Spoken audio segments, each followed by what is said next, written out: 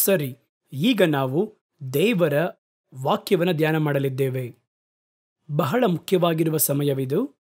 ನಾನು ನಿಮಗೆ ಮುಂಚಿತವಾಗಿ ಹೇಳಿದ್ದೇನೆ, ಒಂದು ಪ್ರಸಂಗ ಸಮಯದಲ್ಲಿ, ಒಂದು ಧ್ಯಾನ ಸಮಯದಲ್ಲಿ ಬೈಬಲ್ ಸಮೇತವಾಗಿ ನೀವು ಕೂರಬೇಕು. ಪಕ್ಕದಲ್ಲಿ ಒಂದು ಚಿಕ್ಕ ಪುಸ್ತಕ ಇರಬೇಕು. ಮಕ್ಕಳಿಗೆ ನೀವು ಇಂದಿನಿಂದಲೇ ಈ ಒಂದು ಅಭ್ಯಾಸ ಹೇಳ್ಕೊಡಿ. ಸಭೆಗೆ ಹೋದರೂ ಸರಿ, ಒಂದು ಕೂಟಕ್ಕೆ ಹೋದರೂ ಸರಿ, ಒಂದು ಕಾರ್ಯಕ್ರಮ ನೋಡಿದರೂ ಸರಿ, ಸತ್ಯವೇದವನ್ನಿಟ್ಟುಕೊಂಡು ವಾಕ್ಯಗಳನ್ನು ಹೇಳುವಾಗ ಅದನ್ನು ಓದಿ ನೋಡಬೇಕು. ಈ ಸಮಯ ಯಾವ ಪ್ರಸಂಗದಲ್ಲಿ ಏನು ಹೇಳಿದರು ಎಂಬುದಾಗಿ ಆ ಪುಸ್ತಕದಲ್ಲಿ ಏನು ಬರೀಬೇಕು ಅಂದರೆ, ಇವತ್ತು ಏನು ಡೇಟು, ಯಾವ ಕಾರ್ಯಕ್ರಮದ ಇದನ್ನು ನೋಡಿದ್ರಿ, ಇವತ್ತಿನ ದಿನಾಂಕವನ್ನು ಹಾಕಿ, ಪ್ರಸಂಗ ಪೀಠ ಕಾರ್ಯಕ್ರಮವನ್ನು ಹಾಕಿ, ನನ್ನ ಹೆಸರನ್ನು ಬೇಕಾದರೂ ನೀವು ಸೇರಿಸಿ ಹಾಕಿರಿ. ಅಲ್ಲಿ ಇವರ ಮೂಲಕ ಕೊಡಲ್ಪಟ್ಟ ಸಂದೇಶ ಎಂಬುದಾಗಿ ಅದರ ಅರ್ಥವಾಗಿರುತ್ತೆ. ನೆನಪು ಮಾಡಿಕೊಳ್ಳುವುದಕ್ಕೋಸ್ಕರ. ಅದಾದ ನಂತರ ಹೇಳಲ್ಪಡುವಂತಹ ವಾಕ್ಯದ ನಂಬರ್ಗಳನ್ನು ಬರೆದಿಟ್ಕೊಳ್ಳಿ. ವಾಕ್ಯ ಸಂದೇಶವನ್ನು ಒಂದು ಕಡೆ ಗಮನಿಸಿ ಕೇಳ್ತಾನೆ ಇರಿ. ಕೇಳುತ್ತಿರುವಾಗ ಚಿಕ್ಕ ಚಿಕ್ಕ ಮಾತುಗಳಲ್ಲಿ ಒಂದೊಂದು ಚಿಕ್ಕ ನೋಟ್ಸ್ ತಗೊಳ್ಳಿ. ಪರಿಪೂರ್ಣವಾಗಿ ಹಂಗೆ ಬರೆಯೋದು ಬೇಡ. ಚಿಕ್ಕ ಚಿಕ್ಕ ನೋಟ್ಸ್ ತಗೊಳ್ಳಿ. ಅದಾದ ನಂತರ ಮೆಲ್ಲನೆ ಸಾವಕಾಶವಾಗಿ ರಾತ್ರಿಯ ವೇಳೆಯಲ್ಲಿ ಈ ಪ್ರಸಂಗವನ್ನು ತೆಗೆದು, ಸತ್ಯವೇದವನ್ನು ತೆಗೆದು, ಈ ವಾಕ್ಯವನ್ನು ಸ್ಪಷ್ಟವಾಗಿ ಓದಿ ನೋಡಿ, ಹೇಳಲ್ಪಟ್ಟದ್ದನ್ನು ನೆನಪಿಗೆ ತಂದುಕೊಳ್ಳಿರಿ. ಇವತ್ತು ಕೆಲವರು ಏನು ಮಾಡ್ತಾರೆ ಅಂತ ನೋಡೋದಾದರೆ, ಇದು ಯಾಕೆ ನೆನಪಿಸಿಕೊಳ್ಳಬೇಕು, ಯೂಟ್ಯೂಬ್ನಲ್ಲಿ ಇದೆ ಅಲ್ವಾ, ಅದನ್ನು ಮತ್ತೊಮ್ಮೆ ಹಾಕಿ ನೋಡೋಣ ಎಂಬುದಾಗಿ ನೀವು ಅನ್ಕೋಬಾರದು. ನೆನಪಿಗೆ ತರುವಂಥದ್ದು ನಿಮ್ಮ ಭಾವನೆಗಳಿಗೂ, ನಿಮ್ಮ ಆಲೋಚನೆಗಳಿಗೂ, ನಿಮ್ಮ ಆತ್ಮಗಳಿಗೂ ಒಂದು ಅಭ್ಯಾಸ ಮಾಡಲ್ಪಡುವಂಥದ್ದು ಅಭ್ಯಾಸ ಮಾಡಲ್ಪಡಲೇಬೇಕು.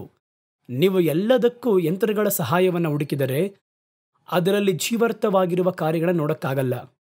ಕ್ಯಾಲ್ಕುಲೇಟರ್ ಇಲ್ಲದ ಕಾಲಘಟ್ಟದಲ್ಲಿ ನಾವೇನು ಮಾಡ್ತಿದ್ವಿ ಅಂದರೆ, ಬಾಯ್ಪಾಠ ಮಾಡಿ ಕಂಠಪಟ್ಟವಾಗಿಯೇ ನಂಬರ್ಗಳನ್ನು ಕೂಡಿಸುವುದು, ಅನಂತರ ಮಲ್ಟಿಪ್ಲಿಕೇಶನ್, ಡಿವಿಷನ್ ಎನ್ನುವ ಕಾರ್ಯಗಳು ಸ್ಕೂಲವೆಲ್ಲವನ್ನು ಕಳಿಸ್ತಾ ಇದ್ರು. ಮಗ್ಗಿ ಅಂತ ಇರ್ತಾ ಇತ್ತು. ನಾವು ಸ್ಕೂಲಿಗೆ ಹೋಗಬೇಕಾದ್ರೆ ಅದನ್ನು ಕಂಠಪಟ್ಟ ಮಾಡಿ ಹೇಳಬೇಕಾಗಿತ್ತು. 16ವರೆಗೂ ಇತ್ತು. ಆಗ ಮನದಲ್ಲಿಟ್ಟುಕೊಳ್ಳಬೇಕಾದರೆ ನಮ್ಮ ನೆನಪಿನ ಶಕ್ತಿ ಅಧಿಕರಿಸಲು ಆರಂಭವಾಗುತ್ತದೆ. ಅದಾದ ನಂತರ ಅದನ್ನು ಯಂತ್ರಮಯವಾಗಿ ಮಾಡಿದ ನಂತರ ಕ್ಯಾಲ್ಕುಲೇಟರ್ನ ಮಕ್ಕಳು ತೆಗೆದುಕೊಂಡು ಹೋಗಲು ಆರಂಭಿಸುವಾಗ ನೀವು 5, 4 ಎಷ್ಟು ಅಂತ ಕೇಳಿದ್ರು ಕೂಡ ಕ್ಯಾಲ್ಕುಲೇಟರ್ನ ಇಟ್ಟು ಅದು ಹೇಳಿದರೆ ಮಾತ್ರ ನಂಬುತ್ತಾರೆ. ಆ ರೀತಿ ಯಂತ್ರವನ್ನು ಆಧರಿಸಿದ ಜೀವಿತದಲ್ಲಿ ಹೋಗುತ್ತೇವೆ. ಯೂಟ್ಯೂಬ್ನಲ್ಲಿ ಇರುತ್ತೆ. ಆದರೆ ನಾನು ಹೇಳುವುದು, ನೀವು ಮಾತ್ರ ಕುಳಿತು ಅದನ್ನು ನೆನಪಿಗೆ ತಂದು ಓದಿ ನೋಡಿದ್ರೆ ನಿಮ್ಮ ಮನಸ್ಸು ಒಂದು ತರಬೇತಿಯನ್ನು ಹೊಂದುತ್ತದೆ. ಆ ಮನಸ್ಸಿನ ತರಬೇತಿ ನಮಗೆ ಬಹಳ ಪ್ರಾಮುಖ್ಯ. ಏಕೆಂದರೆ ಪರಲೋಕಕ್ಕೆ ಹೋಗುವಾಗ ನಿಮ್ಮ ಪ್ರಾಣ, ಆತ್ಮ, ಶರೀರವೇ ಪರಲೋಕಕ್ಕೆ ಹೋಗುತ್ತದೆ. ಈ ಕಂಪ್ಯೂಟರ್ ಜೊತೆ ಬರುವುದಿಲ್ಲ. ಹಾಗಾದರೆ ಇದನ್ನು ಆರೋಗ್ಯವಾಗಿ ಏರ್ಪಡಿಸುವುದಕ್ಕೆ ಇಷ್ಟೊಂದು ಮಾರ್ಗ, ಇಷ್ಟೊಂದು ವಿಧಾನಗಳು ಉಂಟು. ಹಾಗಾಗಿ ಕರ್ತನ ವಾಕ್ಯವನ್ನು ನಾವು ಬಾಯಿಪಾಠವಾಗಿ ಓದಿ ನೋಡಬೇಕು. ನಾವು ಸೇವೆಗೆ ಬಂದ ಆರಂಭದಲ್ಲಿ ಆಗಾಗ ಉಪಯೋಗ ಮಾಡುವಂಥ ಸತ್ಯವೇದ ವಾಕ್ಯ ಭಾಗವನ್ನು ಕಂಠಪಾಠ ಮಾಡುವುದನ್ನೇ ವಾಡಿಕೆಗೆ ಇಟ್ಕೊಂಡಿದ್ದೀವಿ. ಆ ರೀತಿ ನಮ್ಮ ಮನದಲ್ಲಿ ಅದು ಬರಬೇಕು. ಅದುವೇ ನಮ್ಮ ಕೈಯಲ್ಲಿರುವಂತಹ ಫೋನಲ್ಲಿದೆ ಅಲ್ವಾ ಎಂಬುದಾಗಿ ನಂಬಿಕೆಯಿಂದ ಹೋಗಿ ಇಲ್ಲಿ ಓದ್ತಾ ಇರಬಾರ್ದು. ಹಾಗಾದರೆ ನಿಮ್ಮ ಆತ್ಮ ಸೋತು ಹೋಗುತ್ತದೆ, ನಿಮ್ಮ ಹೃದಯ ಬಲಹೀನವಾಗಿ ಮಾರ್ಪಡುತ್ತದೆ, ನಿಮ್ಮ ನೆನಪುಗಳು, ಭಾವನೆಗಳು ಒಂದು ಆರಂಭವಿಲ್ಲದೆ ಹೋಗುತ್ತದೆ. ಹಾಗಾಗಿ ಇವತ್ತು ನಾವೇನು ಮಾಡಬೇಕು, ಬೈಬಲ್ ತೆಗಿಬೇಕು, ಹೇಳುವ ವಾಕ್ಯವನ್ನು ಓದಬೇಕು. ಇವತ್ತು ನಮ್ಮ ಧ್ಯಾನಕ್ಕೋಸ್ಕರವಾಗಿ ನಾನು ಆರಿಸಿಕೊಂಡಿರುವ ಸತ್ಯವೇದ ಭಾಗ ಕೀರ್ತನೆಗಳು 34ನೇ ಅಧ್ಯಾಯ 1, 2, 3ನೇ ವಾಕ್ಯಗಳು. ಕೀರ್ತನೆಗಳಲ್ಲಿ ಹಲವು ಪ್ರಬಲವಾಗಿರುವ ಕೀರ್ತನೆಗಳು ಉಂಟು. ಕೆಲವರು ಕೀರ್ತನೆಗಳನ್ನು ತಮ್ಮ ಬಾಯಿಪಾಠವಾಗಿ ಮಾಡಿಕೊಂಡಿರ್ತಾರೆ. ಕೆಲವು ಕೀರ್ತನೆಗಳನ್ನು ಪ್ರಾರ್ಥನೆಯಂತೆ ಪ್ರಾರ್ಥನೆ ಮಾಡುವುದನ್ನು ಕೂಡ ವಾಡಿಕೆಯಾಗಿ ಇಟ್ಕೊಂಡಿರ್ತಾರೆ. ಆ ರೀತಿಯಾಗಿ 150 ಕೀರ್ತನೆಗಳಲ್ಲಿ ಪ್ರಬಲವಾಗಿರುವ ಕೆಲವೊಂದು ಕೀರ್ತನೆಗಳಲ್ಲಿಯೇ ಈ ಕೀರ್ತನೆ 34ನೇ ಅಧ್ಯಾಯ. ಹಲವರಿಗೆ ಈ ಕೀರ್ತನೆಯ ಮೊದಲ ವಾಕ್ಯ ಕಂಠಪಾಠವಾಗಿ ಗೊತ್ತು. ಇವತ್ತು ನಮ್ಮ ಧ್ಯಾನದಲ್ಲಿ ಈ ವಾಕ್ಯವನ್ನೇ ನಾವು ತೆಗೆದುಕೊಂಡು ಧ್ಯಾನಿಸಬೇಕು. ಓದುತ್ತೇನೆ, ಗಮನಿಸಿ. ಕೀರ್ತನೆಗಳು 34ನೇ ಅಧ್ಯಾಯ 1, 2, 3, 4ನೇ ವಾಕ್ಯಗಳು. ನಾನು ಯೆಹೋವನನ್ನು ಎಡಬಿಡದೆ ಕೊಂಡಾಡುವೆನು.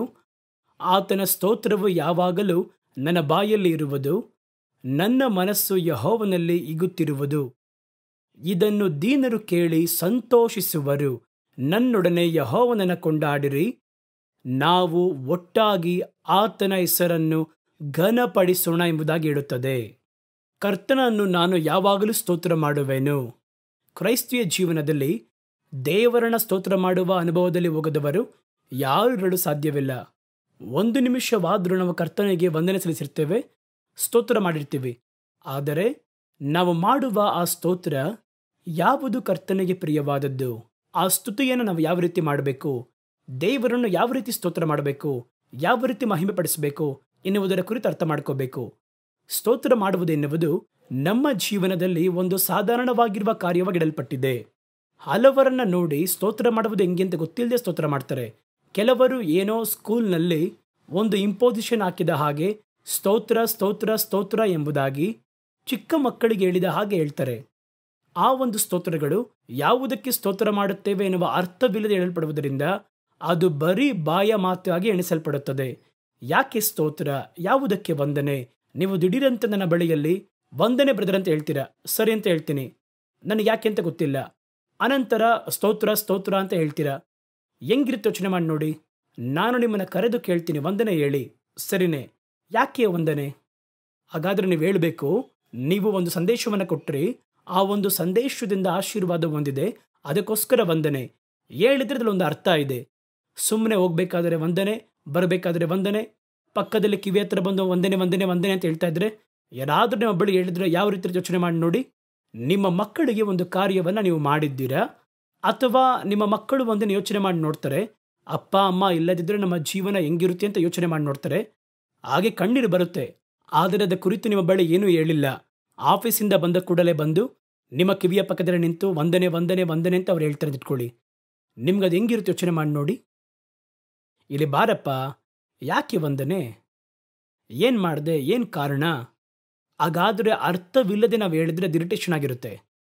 ಕೆಲವರು ಹಂಗೆ ಹೇಳ್ತಾರೆ, ಆ ಒಂದು ಯಾವ ಭಾವನೆ ಇಲ್ಲದೆ, ಯಾಕೆ ಹೇಳುತ್ತೇವೆ ಎಂಬುದಾಗಿ ಗೊತ್ತಿಲ್ಲದೆ, ಮಂತ್ರ ಉಚ್ಚಾರಣೆ ಮಾಡುವ ರೀತಿಯಲ್ಲಿ, ಮಂತ್ರಗಳನ್ನು ಉಚ್ಚಾರಣೆ ಮಾಡುವ ರೀತಿಯಲ್ಲಿ ಮಾಡ್ತಾರೆ.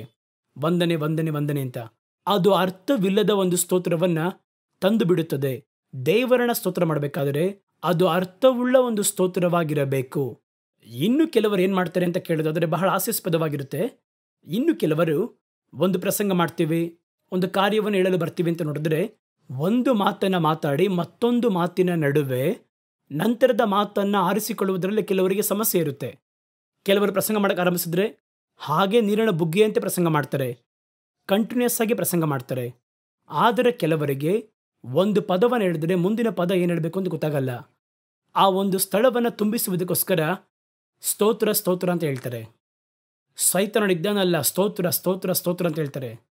ಅವನು ಯಾವಾಗಲೂ ನಮ್ಮನ್ನು ವಂಚಿಸುವುದಕ್ಕೆ ತಯಾರಾಗಿದ್ದಾನೆ, ಸ್ತೋತ್ರ ಸ್ತೋತ್ರ ಅಂತ ಹೇಳ್ತಾರೆ. ಸೈತಾನ ನಿಮ್ಮನ್ನು ವಂಚಿಸುವುದಕ್ಕೆ ತಯಾರಾಗಿರುವುದಕ್ಕೆ ಯಾಕೆ ಸ್ತೋತ್ರ? ಹಾಗಾದರೆ ಅರ್ಥವಿಲ್ಲ ಅಲ್ಲಿ. ಆದರೆ ಏನು ಮಾಡ್ತಾರೆ ಅಂತ ನೋಡೋದಾದರೆ ತಮ್ಮನ್ನು ತಯಾರಿಸಿಕೊಳ್ಳುವುದಕ್ಕೋಸ್ಕರ ಮುಂದೆ ಅವರು ಹೇಳಬೇಕಾಗಿರುವಂತಹ ಪದವನ್ನು ಆರಿಸಿಕೊಳ್ಳುವುದಕ್ಕಾಗಿ ನಡುವೆ ಇರುವ ಸಮಯ ಇದೆ ನೋಡಿ, ಆ ಸಮಯವನ್ನು ಸ್ತೋತ್ರದಿಂದ ತುಂಬಿಸುತ್ತಾರೆ. ಇದು ನಿಜವಾಗಿಯೂ ದೇವರನ್ನಿಟ್ಟಾಗಲಿ ದೇವರನ್ನು ಮಹಿಮೆ ಪಡಿಸಿ ಹೇಳಲ್ಪಟ್ಟಂತಹ ಕಾರ್ಯವಲ್ಲ ಅದು. ಇನ್ನು ಕೆಲವರಿಗೆ ಏನು ಮಾಡ್ತಾರೆ ಅಂತ ನೋಡೋದಾದರೆ ಅದು ಹಾಗೆಯೇ ತೀರ್ಮಾನ ಮಾಡದ ಕ್ರಿಯೆಯಾಗಿ ಮಾರ್ಪಡುತ್ತೆ. ತೀರ್ಮಾನ ಮಾಡದ ಕ್ರಿಯೆ ಅಂದರೆ ಏನು ಗೊತ್ತಾ ನಿಮಗೆ? ಕೆಲವೊಂದು ಕಾರ್ಯವನ್ನು ನಾವು ಯೋಜನೆ ಮಾಡದೆ ನಾವು ಮಾಡ್ತಾನೆ ಇರ್ತೀವಿ. ಆ ಕಾರ್ಯಗಳು ನಾವು ಯೋಚನೆ ಮಾಡೋದಿಲ್ಲ, ಆದರೆ ಪ್ರಾಕೃತಿಕವಾಗಿ ಮಾಡ್ತಾನೆ ಇರ್ತೀವಿ. ಆದರೆ ನ್ಯಾಚುರಲ್ ಆಗಿ ಅದು ಬರುತ್ತೆ.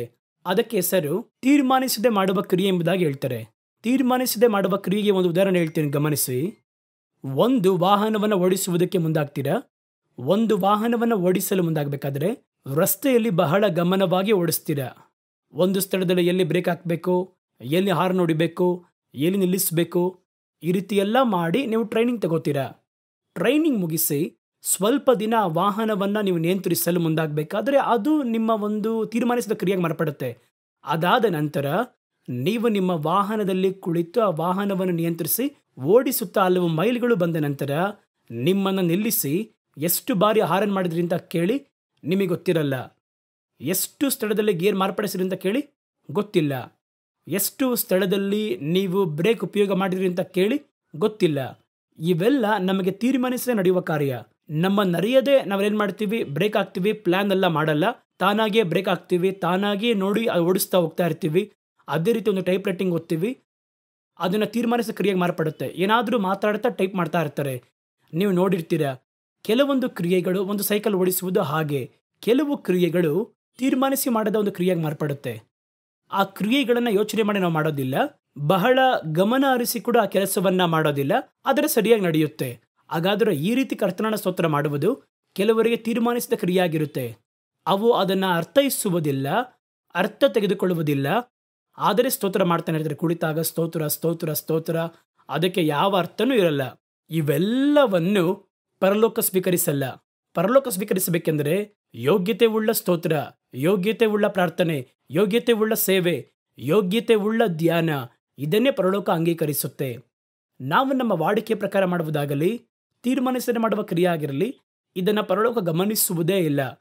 ಕೆಲವೊಂದು ಕಡೆ ತಪ್ಪಾದ ಸ್ತೋತ್ರ, ಅರ್ಥವೇ ಇಲ್ಲದ ಸ್ತೋತ್ರ, ನಾವು ಮಾಡುವಂತಹ ಕಾರ್ಯಗಳಲ್ಲಿ ಗಮನ ಹರಿಸದೆ ನೀವು ಮಾಡುವುದಾದರೆ ಆ ಸ್ತೋತ್ರಗಳು ಸರಿ, ಆರಾಧನೆಯಾದರೂ ಸರಿ, ಸೇವೆಯಾದರೂ ಸರಿ, ಪ್ರಾರ್ಥನೆಯಾದರೂ ಸರಿ, ಫಲ ಕೊಡುವುದಿಲ್ಲ. ಆದ್ದರಿಂದ ನಿನ್ನ ಕೈಯಿಂದ ಮಾಡಲಾಗುವ ಕಾರ್ಯ ಯಾವುದೇ ಆಗಿದ್ದರೂ ಅದನ್ನು ಪೂರ್ಣ ಬಲದಿಂದಲೂ, ಪೂರ್ಣ ಶಕ್ತಿಯಿಂದಲೂ, ಪೂರ್ಣ ಸಾಮರ್ಥ್ಯದಿಂದಲೂ, ಪೂರ್ಣ ಗಮನದಿಂದ ಮಾಡಬೇಕು. ಆಗ ಮಾತ್ರವೇ ತಕ್ಕ ಫಲವನ್ನು ಹೊಂದಲು ಸಾಧ್ಯ. ಇವತ್ತು ನಮ್ಮ ಜೀವನದಲ್ಲಿ ವಾಡಿಕೆಯಾಗಿ ಸಭೆಗಳಿಗೆ ಹೋದರೆ ಹಲವು ಗಂಟೆಗಳು ಕೆಲವೊಂದು ಸಭೆಗಳಲ್ಲಿ ಸ್ತೋತ್ರ ಮಾಡ್ತಾರೆ, ಆರಾಧನೆ ಮಾಡ್ತಾರೆ. ಅದು ಸರಿಯಾದದ್ದ? ದೇವರು ಬಯಸುವಂಥ ಆರಾಧನೆ ಹೆಂಗಿರಬೇಕು, ಒಂದು ಆರೋಗ್ಯವಾದ ಒಂದು ಆರಾಧನೆ, ಒಂದು ಸ್ತೋತ್ರ ಹೆಂಗಿರಬೇಕು ಎಂಬುದನ್ನು ನಮ್ಮ ಗಮನದಲ್ಲಿಟ್ಟುಕೊಳ್ಳಬೇಕು. ಪರಲೋಕದ ಕುರಿತು ನಾನು ಅರಿತಿರುವವರೆಗೂ ಒಂದು ಕಾರ್ಯವನ್ನು ನಾನು ನಿಮಗೆ ಹೇಳಲು ಬಯಸುತ್ತೇನೆ. ಪರಲೋಕ ನೀವು ಯೇಸುವಿನ ಹೆಸರಿನಲ್ಲಿ ನೀವು ಮಾಡುವಂತಹ ಎಲ್ಲದರಲ್ಲಿಯೂ ಆಗಿ ಸ್ವೀಕರಿಸಿಕೊಳ್ಳುವುದಿಲ್ಲ. ಯೇಸುವಿನ ಹೆಸರನ್ನು ಉಪಯೋಗಿಸಿದ್ದೀರಾ ಎನ್ನುವುದಕ್ಕಾಗಿ ನೀವು ಮಾಡುವ ಪ್ರಾರ್ಥನೆಯನ್ನಾಗಲಿ ಸ್ತೋತ್ರವನ್ನಾಗಲಿ ಹಂಗೆ ಸ್ವೀಕರಿಸಲ್ಲ. ಪರಲೋಕ ಒಂದು ತಿಪ್ಪೆಗುಂಡಿ ಅಲ್ಲ, ಒಂದೊಂದಕ್ಕೂ ಹೆಂಗಿರಬೇಕು ಆ ರೀತಿಯಾಗಿ ಅವರು ಒಂದು ಕಾರ್ಯವನ್ನು ಇಟ್ಟಿದ್ದಾರೆ. ಅದಕ್ಕೆ ಸಂಬಂಧಪಟ್ಟದಾಗಿರ್ಬೇಕಷ್ಟೇ. ನಾನು ಸ್ತೋತ್ರ ಮಾಡಿದ್ದೀನಲ್ವಾ, ಸ್ತೋತ್ರ ಅಂತ ಹೇಳಿದ್ದೀನಲ್ವಾ, ನೀವು ಹೇಳಿದ್ರೆ ಪರಲೋಕ ಅಂಗೀಕರಿಸಬೇಕಲ್ವಾ. ನಾನು ಪ್ರಾರ್ಥನೆ ಮಾಡಿದ್ನಲ್ವಾ, ನೀವು ಪ್ರಾರ್ಥನೆ ಮಾಡಿದ್ರೆ ಪರಲೋಕ ಸ್ವೀಕರಿಸಬೇಕಲ್ವಾ. ಹಲವು ಗಂಟೆ ಕುಡಿದು ಸ್ತೋತ್ರ ಸ್ತೋತ್ರ ಅಂತ ನೋಟ್ ಪುಸ್ತಕದಲ್ಲಿ ಬರೆದ್ನಲ್ಲ, ಬರೆಯಿರಿ. ಪರಲೋಕ ಸ್ವೀಕರಿಸಬೇಕಲ್ವಾ. ಪರಲೋಕ ಸ್ವೀಕರಿಸಿತಾ ಗೊತ್ತಾ? ಹಾಗಾದರೆ ಪರಲೋಕ ಸ್ವೀಕರಿಸುವ ಸ್ತೋತ್ರ ಹೆಂಗಿರಬೇಕು, ಪರಲೋಕ ಸ್ವೀಕರಿಸುವ ಆರಾಧನೆ ಹೆಂಗಿರಬೇಕು ಎನ್ನುವುದನ್ನು ಅಭಿಪ್ರಾಯದಲ್ಲಿಟ್ಕೋಬೇಕು. ಕ್ರೈಸ್ತಿಯ ಮಾರ್ಗದಲ್ಲಿ ನಾವು ಮಾಡುವ ಹಲವು ಕಾರ್ಯಗಳಲ್ಲಿ ಬಹು ಮುಖ್ಯವಾದದ್ದು ದೇವರನ್ನು ಸ್ತೋತ್ರ ಮಾಡುವ ಅಥವಾ ಕರ್ತನನ್ನು ಆರಾಧನೆ ಮಾಡುವ ಸಮಯವೇ. ಒಂದು ಪ್ರಸಂಗ ಸಮಯ ಅಂತ ಇಟ್ಕೊಳ್ಳಿ. ಅದರಲ್ಲಿ ಮನುಷ್ಯರೊಂದಿಗೆ ನಾವು ಮಾತಾಡ್ತೀವಿ. ಒಂದು ಕೂಟದಲ್ಲಿ ಬಂದಿರುವಗೋಸ್ಕರವಾಗಿ ಕರ್ತನ ವಾಕ್ಯವನ್ನು ಗೊತ್ತಿದ್ದನ್ನು, ನಮ್ಮ ಅನುಭವಗಳನ್ನು ಮನುಷ್ಯರಿಗೆ ಆ ಸೇವೆಯನ್ನು ಮಾಡ್ತೀವಿ. ಪ್ರಾರ್ಥನೆ ಮಾಡುವಾಗ ಕೂಡ ನಮ್ಮ ಒಳಿತಿಗೋಸ್ಕರವಾಗಿ, ಭೂಮಿಯ ಒಳಿತಿಗಾಗಿ ಪ್ರಾರ್ಥನೆ ಮಾಡ್ತೀವಿ. ಆದರೆ ಒಂದು ಸ್ಥಿತಿ ಇಲ್ಲದೆ ಆರಾಧನೆ ಎನ್ನುವಂಥದ್ದು ಮನುಷ್ಯನಿಗೋಸ್ಕರವಾಗಿಯೂ ಮಾಡಲಿಲ್ಲ, ಲೋಕಕ್ಕೋಸ್ಕರವಾಗಿಯೂ ಮಾಡಿಲ್ಲ, ಅದು ದೇವರಿಗೋಸ್ಕರವಾಗಿ ಮಾಡ್ತೀವಿ. ಹಾಗಾದರೆ ದೇವರೊಂದಿಗೆ ಒಂದು ಹತ್ತಿರದ ಸಂಪರ್ಕವನ್ನು ಏರ್ಪಡಿಸುವಂಥದ್ದು ಈ ಸ್ತೋತ್ರ ಆರಾಧನೆಯ ಸಮಯವೇ. ಇದು ಕರ್ತನಿಗೆ ಸಮರ್ಪಿಸುವ ಒಂದು ಕಾರಣದಿಂದ ಅದರಲ್ಲಿ ಕೊರತೆ ಇರಲೇಬಾರದು ಎನ್ನುವುದು ನನ್ನ ಒಂದು ಅಭಿಪ್ರಾಯ. ಮನುಷ್ಯನಿಗೆ ಮಾತಾಡುವುದರಲ್ಲಿ ಕೊರತೆ ಇರ್ಬೋದು, ನಾನು ನಿಮಗೆ ಹೇಳುವಂತಹ ಒಂದು ಪ್ರಸಂಗದಲ್ಲಿ ಒಂದು ಕೊರತೆ ಇರ್ಬೋದು, ಅಥವಾ ಒಂದು ವಾಕ್ಯವನ್ನು ನಾನು ಮಾರ್ಪಡಿಸಿ ಹೇಳ್ಬೋದು. ಒಂದು ವೇಳೆ ಹೇಳುವಂತಹ ಒಂದು ಅಭಿಪ್ರಾಯ ಒಂದನ್ನು ಅಂದುಕೊಂಡು ಅದನ್ನು ಸರಿಯಾಗಿ ಪ್ರಕಟಿಸಲು ಗೊತ್ತಿಲ್ಲದೆ ಬೇರೆ ಒಂದನ್ನು ಹೇಳ್ಬೋದು. ಅಥವಾ ಯಾವುದೋ ಒಂದು ಸಮಯದಲ್ಲಿ ಒಂದು ಉದಾಹರಣೆಯನ್ನು ತೋರಿಸುವಾಗ ಒಂದು ತಪ್ಪಾದ ಕಾರ್ಯವನ್ನು, ತಪ್ಪು ಎಂದರೆ ಒಂದು ದೊಡ್ಡ ತಪ್ಪಲ್ಲ, ಒಂದು ಎಣಿಕೆ ಇರ್ಬೋದು, ಒಂದು ಸ್ಥಳದ ಹೆಸರಿರ್ಬೋದು, ಸ್ವಲ್ಪ ಮಾರ್ಪಡಿಸಿ ಹೇಳಿರ್ಬೋದು, ಅದೆಲ್ಲ ತಪ್ಪಲ್ಲ. ಆದರೆ ದೇವರಿಗೆ ಮಾಡುವಂಥದ್ದು ಇದೆ ನೋಡಿ, ಅದು ಪರಿಪೂರ್ಣವಾಗಿ ಪರ್ಫೆಕ್ಟ್ ಆಗಿರಬೇಕು. ದೇವರಿಗೆ ಕೊಡುವಂಥದ್ದನ್ನು ಪರಿಪೂರ್ಣವುಳ್ಳದ್ದಾಗಿರಬೇಕು. ಏಕೆಂದರೆ ದೇವರು ಪರಿಪೂರ್ಣವುಳ್ಳವರು. ಮನುಷ್ಯರಿಗೆ ನಾನು ಕೊಟ್ಟೆ, ಏನೋ ಒಂದೆರಡು ಪದ ಹಿಂದೆ ಮುಂದೆ ಹೋಗಿರ್ಬೋದು, ಪರವಾಗಿಲ್ಲ. ಆದರೆ ದೇವರಿಗೆ ಮಾಡಲ್ಪಡುವಂಥದ್ದು ಭಯದಿಂದಲೂ ನಡುಕದಿಂದಲೂ ಮಾಡಲ್ಪಡಬೇಕು. ಸ್ತೋತ್ರವನ್ನು ಅಲಕ್ಷ್ಯವಾಗಿ ನಾವು ಮಾಡಿಬಿಡುತ್ತೇವೆ. ನಾನು 43 ವರ್ಷ ನನ್ನ ಸೇವೆಯ ಅನುಭವದಲ್ಲಿ ನೋಡಿದ್ದು, ಸ್ತೋತ್ರ ಅಂತ ಬರಬೇಕಾದ್ರೆ ಅಲಕ್ಷ್ಯವಾಗಿ ಮಾಡ್ತೀವಿ ಎಂಬುದಾಗಿ ಹೇಳ್ತೀನಿ ನಾನು. ಹೆಂಗದನ್ನು ಹೇಳ್ತೀರಿ ಅಂತ ಒಂದು ವೇಳೆ ನೀವು ಕೇಳ್ಬೋದು. ಒಂದು ಚಿಕ್ಕ ಉದಾಹರಣೆ ಹೇಳ್ತೀನಿ. ನೀವು ಅದನ್ನು ನಿಮ್ಮ ಜೀವನದ ಅನುಭವದೊಂದಿಗೆ ಹೋಲಿಕೆ ಮಾಡಿ ನೋಡಿ. ನಿಮ್ಮನ್ನು ಯಾವಾಗಲಾದರೂ ನಿಮ್ಮ ಸಭಾ ಪಾಲಕರು ಕರೆದು ನಾಳೆ ಸಭೆಯಲ್ಲಿ ಒಂದು 10 ನಿಮಿಷ ಒಂದು ಸಂದೇಶವನ್ನು ಕೊಡಬೇಕು, ಆ ರೀತಿಯಾಗಿ ಹೇಳಿದ್ದಾರಾ? ಆ ಒಂದು ಕಾರ್ಯಕ್ರಮಕ್ಕೆ ನೀವು ಬನ್ನಿ. ನೀವು ಆಗಾಗ ಮಾತಾಡಿ ಅಭ್ಯಾಸ ಇಲ್ಲದವರು, ಪ್ರಸಂಗ ಚಾತುರ್ಯತೆ ಇಲ್ಲದಿರುವವರು, ಪ್ರಸಂಗ ಮಾಡಲು ಗೊತ್ತಿಲ್ಲದೆ ಇರುವವರು, ನಿಮ್ಮನ್ನು ದಿಢೀರೆಂಬುದಾಗಿ ನಿಮ್ಮ ಪಾಲಕರು ಕರೆದು ನಾಳೆ ಆರಾಧನೆಯಲ್ಲಿ ಒಂದು 10 ನಿಮಿಷ ಈ ವಾಕ್ಯವನ್ನಿಟ್ಟು ನೀವು ಮಾತಾಡಬೇಕು, ಆ ರೀತಿಯಾಗಿ ಹೇಳಿದ್ರು. ಒಂದು ವಾರಕ್ಕಿಂತ ಮುಂಚಿತವಾಗಿ ಮುಂದಿನ ವಾರ ನೀವು ಮಾಡಬೇಕು ಬ್ರದರ್ ಅಂತ ಹೇಳಿದ್ರು. ನೀವೇನು ಮಾಡ್ತೀರಾ ಯೋಚನೆ ಮಾಡಿ ನೋಡಿ. ಸತ್ಯವೇದವನ್ನು ತೆಗಿತೀರಾ, ಯಾವ ಸಂದೇಶ ಹೇಳಬೇಕು ಅಂತ ನೋಡ್ತೀರಾ, ಹಲವು ಗಂಟೆ ಪ್ರಾರ್ಥನೆ ಮಾಡ್ತೀರಾ, ಕರ್ತನ ನಾಲಿಗೆಯನ್ನು ಕಾಪಾಡಿಕೊಳ್ಳಿ, ಕಣ್ಗಳನ್ನು ಕಾಪಾಡಿಕೊಳ್ಳಿ, ಕಾಲುಗಳನ್ನು ಕಾಪಾಡಿಕೊಳ್ಳಿ, ಕಾಲುಗಳು ನಡಗದೇ ಇರಲು ಕಾಪಾಡಿಕೊಳ್ಳಿ ಎಂಬುದಾಗಿ ಕಾಯ್ದುಕೊಳ್ಳುವುದಕ್ಕೆ ಒಪ್ಪಿಸ್ಕೊಡ್ತೀರಲ್ವಾ. ಹಲವು ಬಾರಿ ಹೇಳಿ ಹೇಳಿ ನೋಡ್ತೀರಾ. ಇವೆಲ್ಲವೂ ನಮಗೆ ನಡೆದಿರುವಂಥ ಒಂದು ಕಾರ್ಯವೇ. ಲೆಂಟ್ ದಿನಗಳಲ್ಲಿ ಬಹಳ ಮಂದಿಗೆ ನಡೆಯುವುದನ್ನು ನೋಡಿದ್ದೇನೆ. ಅನೇಕರಿಗೆ ಲೆಂಟ್ ದಿನಗಳಲ್ಲಿ 7 ಮಾತನ್ನು ಕೊಟ್ಟು, ಸಭೆಯವರಿಗೆ 7 ಸಂದರ್ಭಗಳನ್ನು ಕೊಟ್ಟು, ಒಬ್ಬೊಬ್ಬರು ಒಂದು ಮಾತನ್ನು ಹೇಳಬೇಕು ಅಂತ ಹೇಳ್ತಾರೆ. ಮಾತಾಡಿ ಮುಗಿಸುವುದರ ಒಳಗೆ ಆ ಅನುಭವ ನಮಗೆ ಬಹಳ ಕಠಿಣವಾಗಿರುತ್ತೆ. ಆದ್ದರಿಂದ ನಾವೇನು ಮಾಡ್ತೀವಿ ಅಂದರೆ, 3 ದಿನಗಳು 4 ದಿನಗಳ ಹಿಂದೆಯೇ ನಾವು ಅಭ್ಯಾಸ ಮಾಡಿ ವಾಕ್ಯವನ್ನು ಮತ್ತೆ ಮತ್ತೆ ಓದಿ ನೋಡುವುದು, ಈ ರೀತಿಯೆಲ್ಲ ನಾವು ಪ್ರಾಕ್ಟೀಸ್ ಮಾಡಿಕೊಂಡೇ ಇರುತ್ತೇವೆ. ಒಂದು ದೊಡ್ಡ ಕೂಟ ಅದು ನಡೆಯುತ್ತಾ ಇತ್ತು. ಆ ಕೂಟದಲ್ಲಿ ಒಬ್ಬ ರಾಜಕಾರಣ ವ್ಯಕ್ತಿ, ಮುಖ್ಯವಾಗಿರುವ ರಾಜಕಾರಣಿ ವ್ಯಕ್ತಿ, ಹೆಸರು ಹೇಳಲು ಇಷ್ಟಪಡೋದಿಲ್ಲ, ಒಂದು ಮುಖ್ಯವಾದ ರಾಜಕಾರಣಿ, ಅವರು ಕೂಡ ಬಂದಿದ್ರು. ಅದು ಒಂದು ದೊಡ್ಡ ಆತ್ಮಿಕವಾಗಿರುವ ಕೂಟ. ನನ್ನ ಪಕ್ಕದ ಚೇರಲ್ಲಿ ಕೂತಿದ್ರು. ಅವರು ಒಂದು ಕ್ರೈಸ್ತ ಧರ್ಮದ ಹಿನ್ನೆಲೆಯಿಂದ ಬಂದಿರುವವರು. ಅವರು ಒಂದು ಸದಸ್ಯರ ಸ್ಥಾನದಲ್ಲಿದ್ದಾರೆ. ಅವರು ಕೂತಿದ್ದರು. ಅವರು ಅನಂತರ ಬಂದು ಮಾತಾಡಬೇಕು, ಒಂದನೇ ಹೇಳಿ ಮಾತಾಡಬೇಕು. ಅದಕ್ಕಿಂತ ಮುಂಚಿತವಾಗಿ 1-2 ವಾಕ್ಯವನ್ನು ಕಂಠಪಾಠ ಮಾಡಿ ಇಟ್ಕೊಂಡಿದ್ದಾರೆ. ಅವರು ಎಷ್ಟೋ ವೇದಿಕೆಯಲ್ಲಿ ಮಾತಾಡಿರ್ತಾರೆ, ರಾಜಕೀಯ ಭಾಷಣಗಳನ್ನ ಮಾತಾಡಿರ್ತಾರೆ. ನಾನು ಪಕ್ಕದಲ್ಲಿ ಕೂತಿದ್ದೇನೆ. ನನ್ನನ್ನು ಮೆಲ್ಲನೆ ಅವರು ಕರೆದು, ಬ್ರದರ್, ಈ ವಾಕ್ಯವನ್ನು ಹೇಳ್ತೀನಿ, ಸರಿನಾ ಅಂತ ನೋಡಿ ನನಗೆ ಸ್ವಲ್ಪ ಹೇಳಿ ಬ್ರದರ್ ಅಂತ ಹೇಳಿದ್ರು. ಅವರು ಆ ವಾಕ್ಯವನ್ನು ಅವ್ರು ಹೇಳ್ತಾ ಇದ್ರು, 2 ಬಾರಿ ಹೇಳ್ತಾ ಇದ್ರು. ಸರಿಯಾಗಿದೆ, ಸಾಕಾ ಎಂಬುದಕ್ಕೆ ಹೇಳ್ತಾರೆ. ಸಾಕು ಅಂತ ಹೇಳ್ತಿದ್ದೆ. ಧ್ವನಿ ಉಚ್ಚಾರಣೆ ಸರಿಯಾಗಿದೆಯಾ? ಸರಿಯಾಗಿದೆ, ಸಾಕು. ಮತ್ತೆ 1-2 ನಿಮಿಷ ಮತ್ತೆ ನನ್ನ ಕೈಯನ್ನು ಮುಟ್ತಾ ಇದ್ರು. ಆ ವಾಕ್ಯವನ್ನು ಹೇಳ್ತೀನಿ, ಹಿಂದೆ ಮುಂದೆ ಇದೆ ಅಂತ ನೋಡಿ ಕರೆಕ್ಟ್ ಮಾಡಿ ಹೇಳ್ತೀರಾ? ಅವರ ಟರ್ನ್ ಬರುವುದರೊಳಗೆ ಹೆಚ್ಚು ಕಡಿಮೆ 5-6 ಬಾರಿ ನನ್ನ ಬಳಿಯಲ್ಲಿ ಅವರು ಕಂಠಪಾಠ ಮಾಡಿ ಹೇಳಿ ನೋಡಿದ್ರು. ಅದರಲ್ಲಿ ಒಂದು ಭಾಷಣ ಮಾಡೋರಿಗೆ ಹಿಂಗೆ ಅವರ ವಾಕ್ಯವನ್ನು ಮತ್ತೆ ಮತ್ತೆ ಹೇಳಿ ನೋಡಿ ತಪ್ಪಾಗಿ ಮಾತಾಡ್ಬಿಡ್ತೀವೋ ಏನೋ ಒಂದು ಭಯ. ಹಾಗಾದರೆ ನಮ್ಮ ಹಾಗೆ ಸಾಧಾರಣವಾಗಿರೋ ವ್ಯಕ್ತಿಗಳು ಹೋಗಿ ಒಂದು ಪ್ರಸಂಗ ಮಾಡಿದ್ರೆ ಹೆಂಗಿರುತ್ತೆ? ಹಾಗಾಗಿ ನಾವು ಅದಕ್ಕೋಸ್ಕರ ಹಲವಾರು ಪ್ರಿಪ್ರೇಷನ್ ಮಾಡಬೇಕು. 3 ದಿನ 4 ದಿನ ನಾವು ಸಿದ್ಧವಾಗ್ತಾ ಇದ್ವಿ. ಇದೇ ಪಾಲಕರು ನಿಮ್ಮನ್ನು ಕರೆದು, ಮುಂದಿನ ವಾರ ಬ್ರದರ್ ನೀವು ಬಂದು ಆರಾಧನೆಯ ಭಾಗ ಒಂದು 5 ನಿಮಿಷ ದೇವರಿಗೆ ಸ್ತೋತ್ರ ಮಾಡಿ ನೀವು 2 ಹಾಡಾಡಿ ಆರಾಧನೆಯಲ್ಲಿ ನಡೆಸಬೇಕು ಅಂತ ಹೇಳಿದ್ರೆ, ಇದಕ್ಕೆ ನೀವು ಎಷ್ಟು ಸಮಯ ಸಿದ್ಧರಾಗ್ತೀರಾ? ಹಾಡು ಅಲ್ವಾ? 2 ಹಾಡು ತೆಗೆದುಕೊಳ್ಳುತ್ತೇವೆ, ಹೋಗಿ ಹಾಡಿ ಬರೋಣ ಅಷ್ಟೇ ಅಲ್ವಾ? ಆ ಸಮಯ ಬರಲಿ, ನಾವು ನೋಡಿಕೊಳ್ಳೋಣ.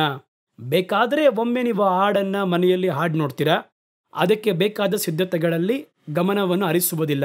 ಏಕೆಂದರೆ ಹಾಡಲ್ವಾ ಅದು?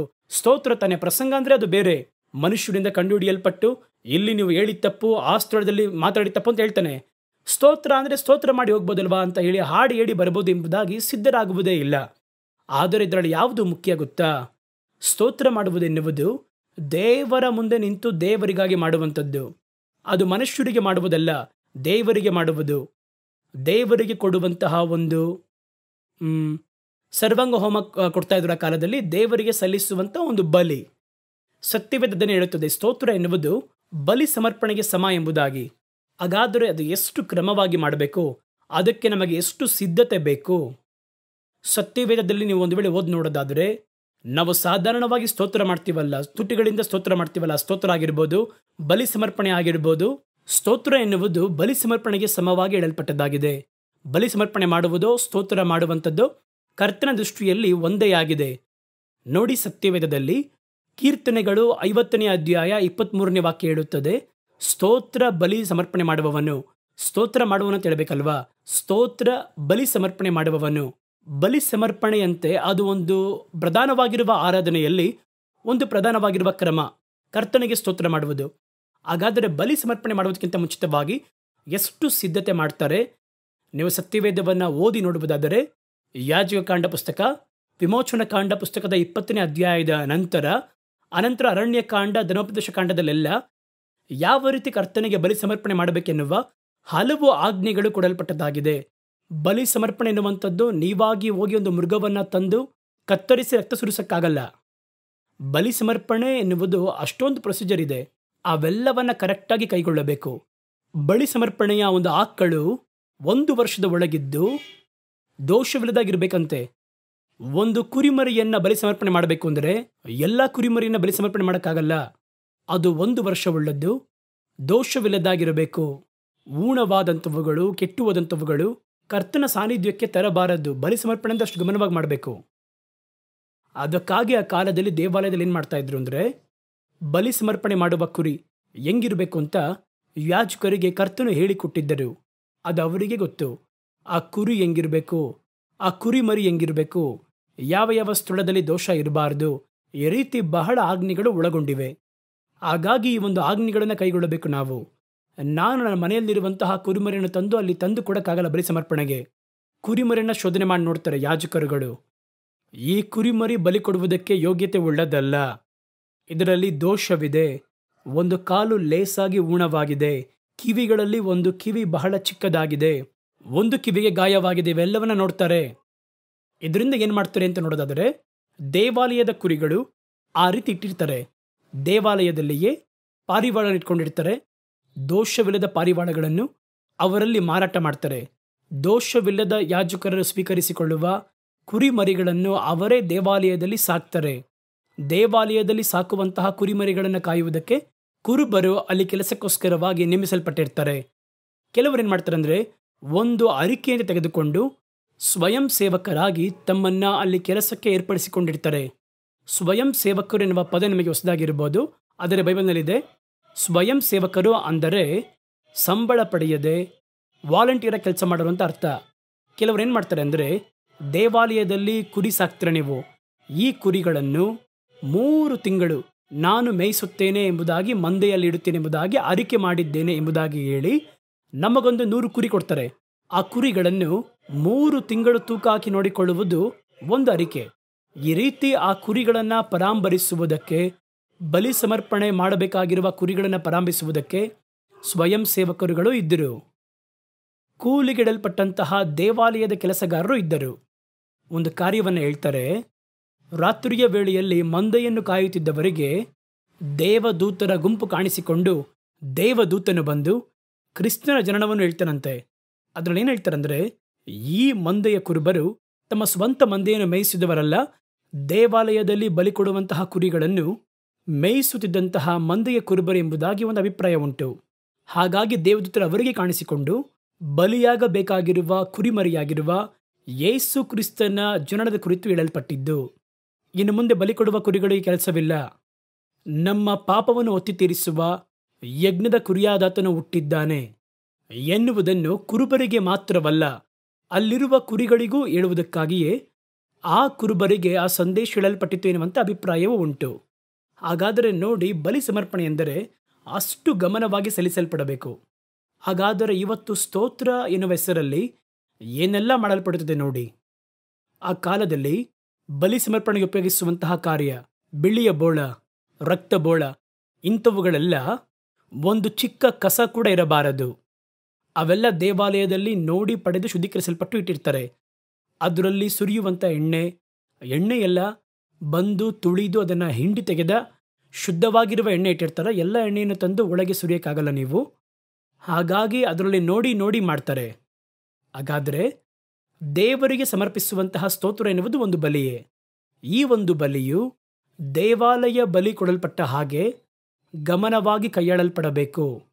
ನಿಮ್ಮ ಪಾಡಿಗೆ ನೀವು ಒಂದು ಕಡೆ ಪಬ್ ಥರ ಹಾಡಾಡಿ ನೀವು ಆಡ್ತಿರ್ತೀರ, ಮತ್ತೊಂದು ಕಡೆಯಲ್ಲಿ ನೋಡೋದಾದರೆ ಬೇರೆ ಒಂದು ಕಾರ್ಯದಲ್ಲಿ ಬೇರೆ ರೀತಿಯಾಗಿರುವ ಆರಾಧನೆಯ ಕ್ರಮವನ್ನು ಹಿಂಬಾಲಿಸ್ತೀರಾ, ನಿಮ್ಮ ಇಷ್ಟಕ್ಕೆ ಸ್ತೋತ್ರ ಮಾಡ್ತೀರಾ. ಇದನ್ನು ಪರಲೋಕ ಸ್ವೀಕರಿಸಬೇಕಾ?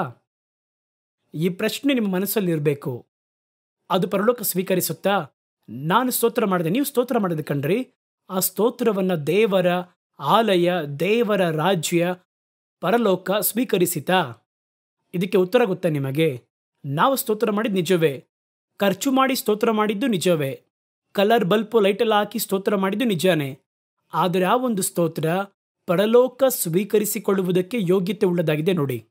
ನಾವು ಯಾರಿಗಾಗಿ ಸ್ತೋತ್ರ ಮಾಡ್ತೇವೆ ಅನ್ನೋದನ್ನು ಗಮನದಲ್ಲಿಟ್ಕೊಳ್ಳಿ. ಮನುಷ್ಯರು ನೋಡಬೇಕು ಎನ್ನುವುದಕ್ಕಾಗಿ, ಮನುಷ್ಯರನ್ನ ಉತ್ಸಾಹಪಡಿಸುವುದಕ್ಕೋಸ್ಕರವಾಗಿ ಒಂದು ಸ್ತೋತ್ರವನ್ನು ಮಾಡಿದರೆ ಅದು ಸ್ತೋತ್ರದ ಬಲಿ ಅಲ್ಲ. ಬಲಿ ಎನ್ನುವುದು ದೇವರಿಗೆ ಸೀಮಿತವಾದದ್ದು. ಏಲಿಯನ ಮಕ್ಕಳು ಏನು ಮಾಡಿದರು? ದೇವರಿಗೆ ಸೀಮಿತವಾದ ಬಲಿಯನ್ನು ತಮಗೋಸ್ಕರವಾಗಿ ತೆಗೆದುಕೊಂಡರು. ಮನುಷ್ಯರಿಗಾಗಿ ದೇವರಿಗೆ ಸಮರ್ಪಿಸಬೇಕಾದದನ್ನು ಮನುಷ್ಯರಿಗೆ ಕೊಡುವುದಾದರೆ ಅದು ಪಾಪ. ಆದ್ದರಿಂದ ಅವರ ಮಕ್ಕಳು ಒಂದೇ ದಿನ ಸತ್ತು ಹೋದರು, ಏಲಿಯ ಮಕ್ಕಳು. ಹಾಗಾಗಿ ಕರ್ತನಿಗೆ ಕೊಡುವಂತಹ ಬಲಿ ಅದೇಗೆ ನೀವು ಮನುಷ್ಯನಿಗೆ ಕೊಡ್ಬೋದು? ಅದನ್ನು ಒಬ್ಬ ಸ್ನೇಹಿತನು ಹೇಳಿದ್ರು, ಇದರ ನನಗೆ ಹೊಸದಾಗಿತ್ತು. ನಾನು ಸೇವೆಯೊಳಗೆ, ರಕ್ಷಣೆ ಒಳಗೆ ಬಂದ ಹೊಸದರಲ್ಲಿ ನಾನಿದ್ದ ಸಭೆಯಲ್ಲಿ ಬೇರೆ ಥರ ಆರಾಧನೆ ಮಾಡ್ತಾ ಇದ್ರು.